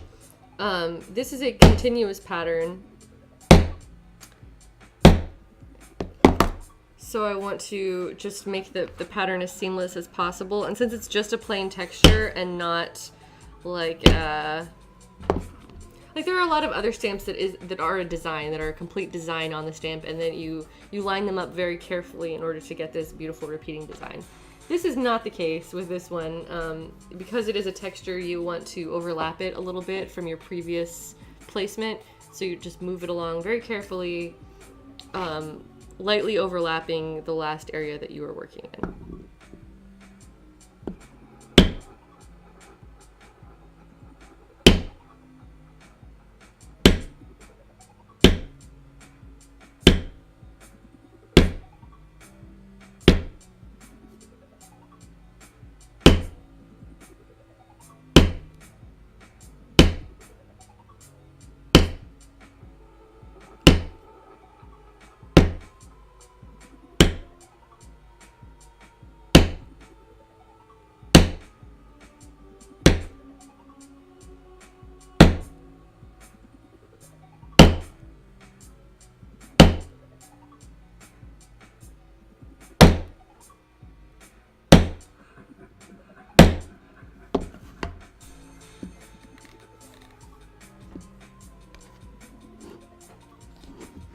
Call Me Sabs is asking, will you get to a point where you have to grind off the metal at the end of the tool where it's mushroomed from hammering?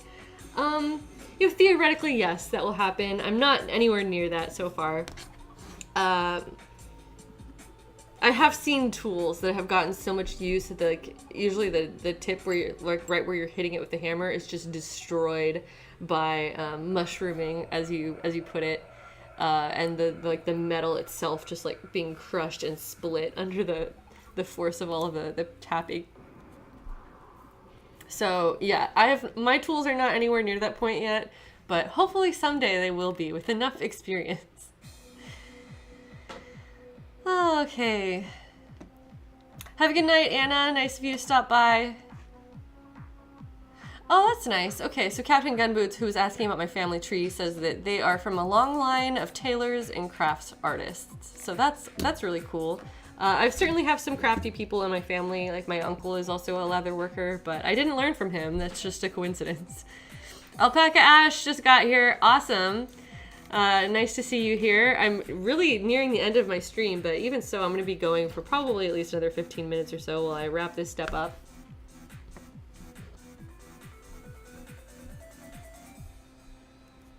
All right, I think I've caught up on my comments for now. This needs always more water. I just apply it very, very liberally, especially during the tooling process.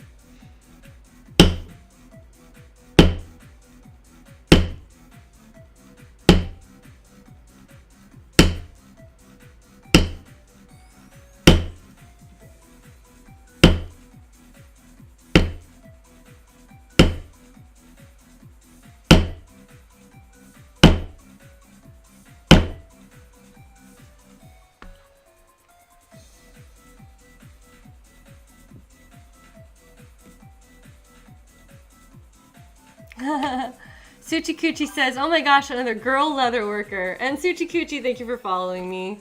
I hope I'm saying your name correctly. Are you also a female leather worker? Because we have several here in the chat. Female leather workers sharing ideas and sharing tips and helping each other. I think Cactus Wolf is also one of us.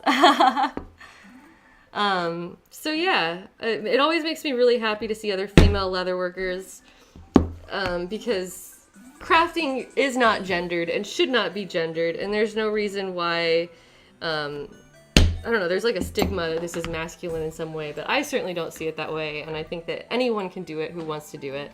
So yes, I love supporting female artists and making friends with more female leatherworkers.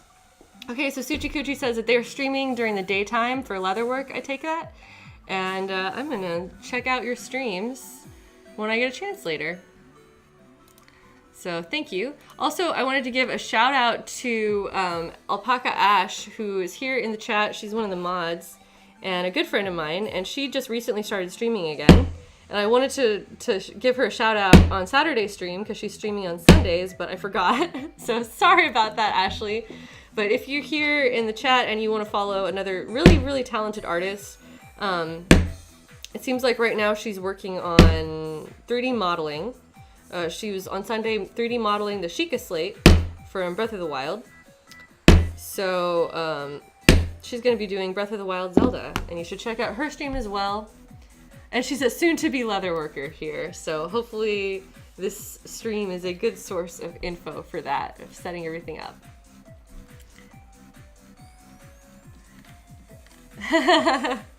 Yes, all the peer pressure to make more girls do leather work.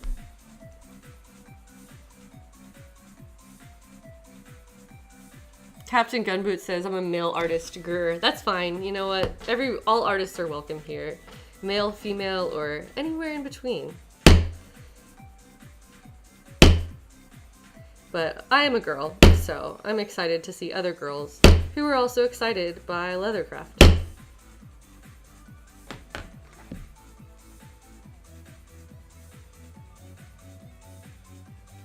Suchikuchi, thank you for joining us. I'm actually going to be wrapping the stream up very shortly, but I'm happy to meet you and happy to come across more leatherworkers. So thanks for joining us.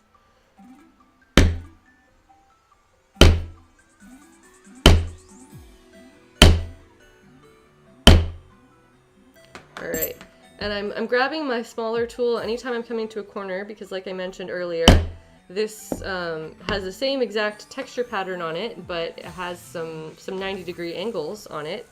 So that is why it's useful to have multiple tools with different sizes and shapes if they have the same texture that you're applying.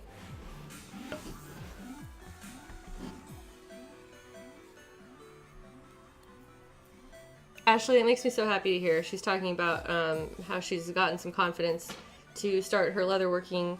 And she's also a super wonderful seamstress and artist and works with a lot of different materials. So, like I said, check her out. She's one of my faves. Yeah, and leatherwork it's certainly something that anyone can do. It seems complex maybe from the outside because, yeah, there's a lot of tools, there's a lot of stuff you can do with it. But, you know, it's just a lot of simple steps that almost anyone can execute. You just have to know what to do and what order to do them in. And once you get to that point, there's really nothing holding you back. So yes, leatherwork for everyone.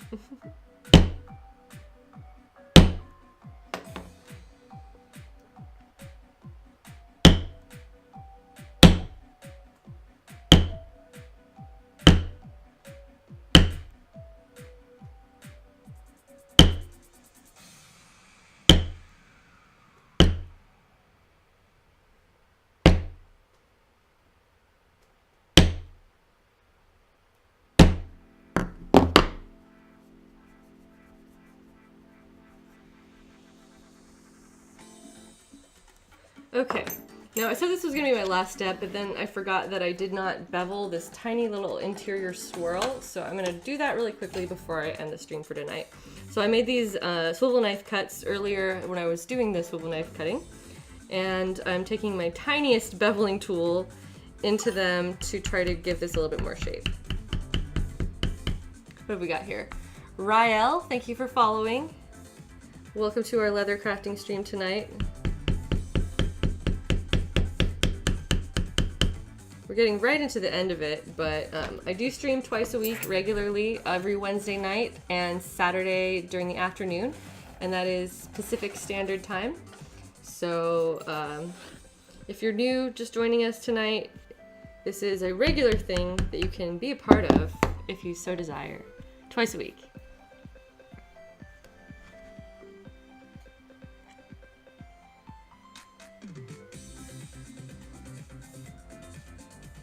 Oh, Katie G's is in the hospital. I'm sorry to hear that.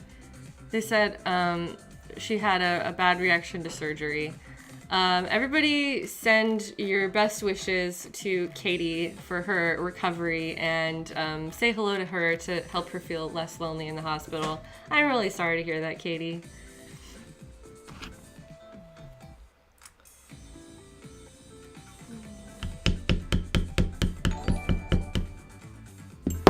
Petey McGuire donated $25. Oh my gosh, thank you.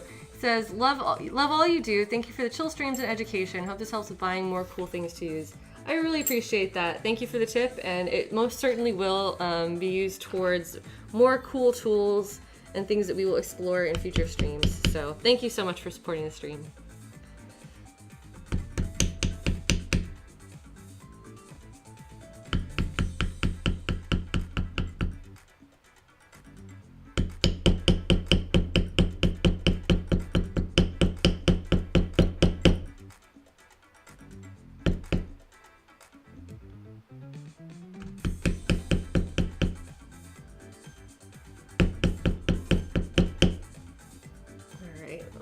Almost there with these here.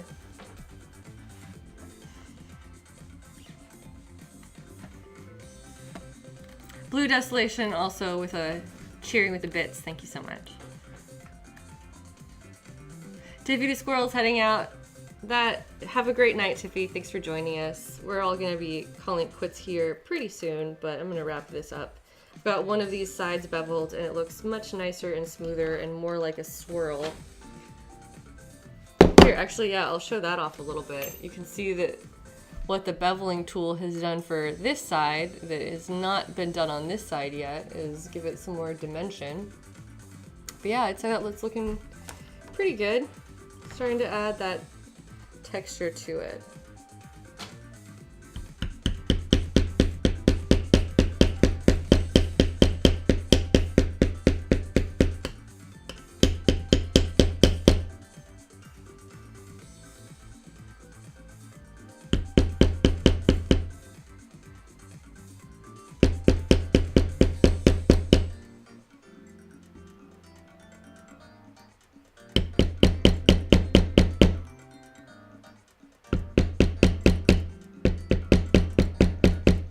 Alright, so my beveling smoothed out unintentionally just a little bit of that texture that I laid down, so I'm going to go back and reapply it. I just tried to clean up the corners a little bit and get a little bit more sharp edges, which went pretty well.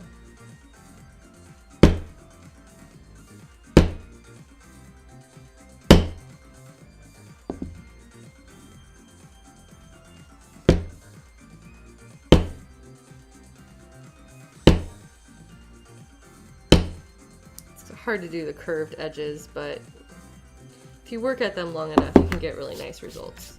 Okay, so that pretty much does it. I've got this fully beveled on the inside and the outside, and we added the texture in everywhere, so this is really starting to come together. I'm not going to punch the holes for the placement of this, because this is where these are going to connect. Is that these shoulder pieces will connect to the back like this, and they'll be wrapped around to the front. Oh, and that's what I'm gonna end the stream with, is that I'm gonna show off the breastplate that we already built here on the stream and check in again with everything going on here.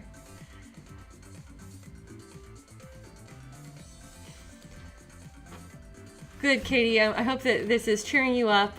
Sorry that the timing didn't work out and the stream is going to be ending in just a little bit, but I'm glad that you got to come in and have people encourage you and get to check in with your friends here in the chat.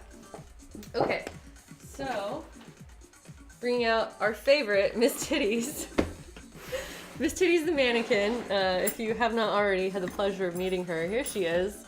And she is wearing our lovely breastplate pieces, which haven't yet been attached to each other. This is still separate. But after they get painted, they will be permanently stitched together. And as I was saying before, these pieces the shoulder pieces connect to the back like so, and they connect to the front like so. And they're going to be like wrapped around each other like that, or wrapped around the edges like that. And there we have it. So as you can see, this is the shape of her ridiculous outfit with like the weird flaps. And where do we have it? This is my mock-up. Oh, I did show you guys. I did show you what it looked like, but now I want to get it all out again because I'm excited too. My snap solution for both serving my design and serving my purpose of attaching these together is that this is a mock-up, but that's how that's gonna look when that's connected. Oh, and that's awesome. That's so exciting to see that coming together. So these snaps will be applied to this piece, and this is gonna just literally snap on. Like I mentioned earlier, 3 snaps this close together is overkill from a functional standpoint, but they are accurate to design, and that's not what it needs to look like. And so if I can kill 2 birds with 1 stone, that is what I'm gonna do. Indy Hannah Jones asking, did I texture the bevel portion of the chest piece, or was it just the back piece? I did the chest piece also. I did it on a previous stream. Toby Wana, thank you for following. I did that on a previous stream, and only this portion is beveled, but it is also texturized. It's just not so obvious now that the leather is dried out.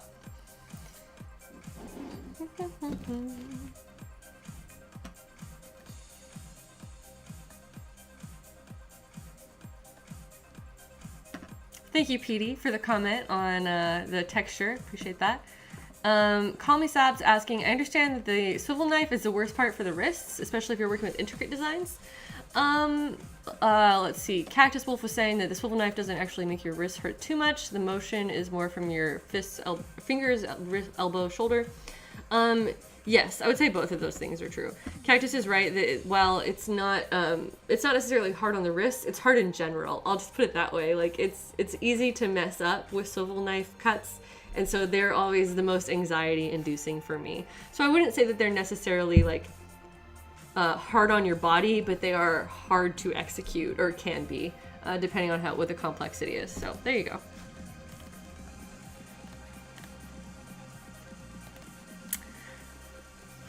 Awesome. Well, thank you guys so much for the encouragement tonight. I've had a great stream chatting with everybody. I kind of want to hop over to my own Twitch dashboard and see who I might follow that could be streaming right now. I've never done a raid on anybody, but since I got raided tonight by someone that I don't even know, I feel like maybe I should pay it forward and send you all to say hello to someone else. We'll see if anybody I follow is streaming. No, no one that I know is actually streaming. That's disappointing. Well, we can find someone. Does anybody have a recommendation for us, maybe? Where's my chat?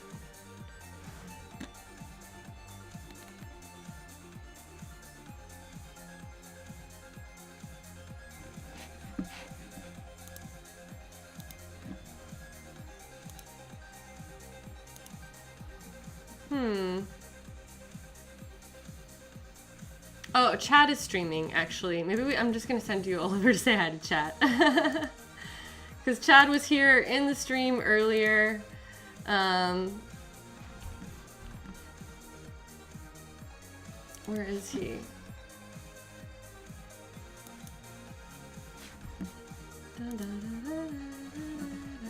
I'm going to pull up the link for his channel and then drop it into the chat. So anybody who is still feeling up for it can go and say hello to Chad. Why is it like not letting me connect?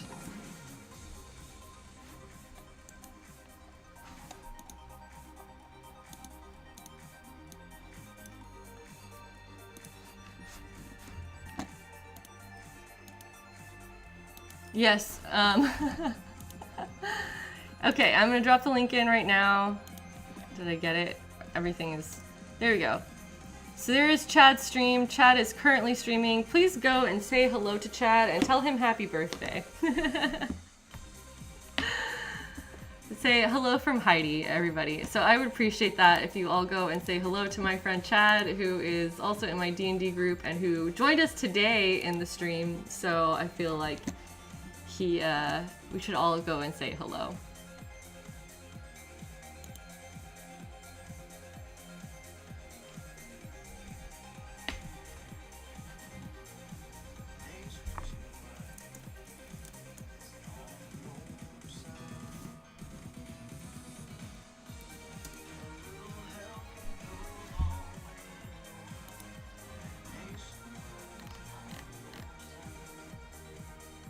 All right, everybody, stay creative, keep up the good work, keep on with your cool projects, and I will see you all later. Bye! No.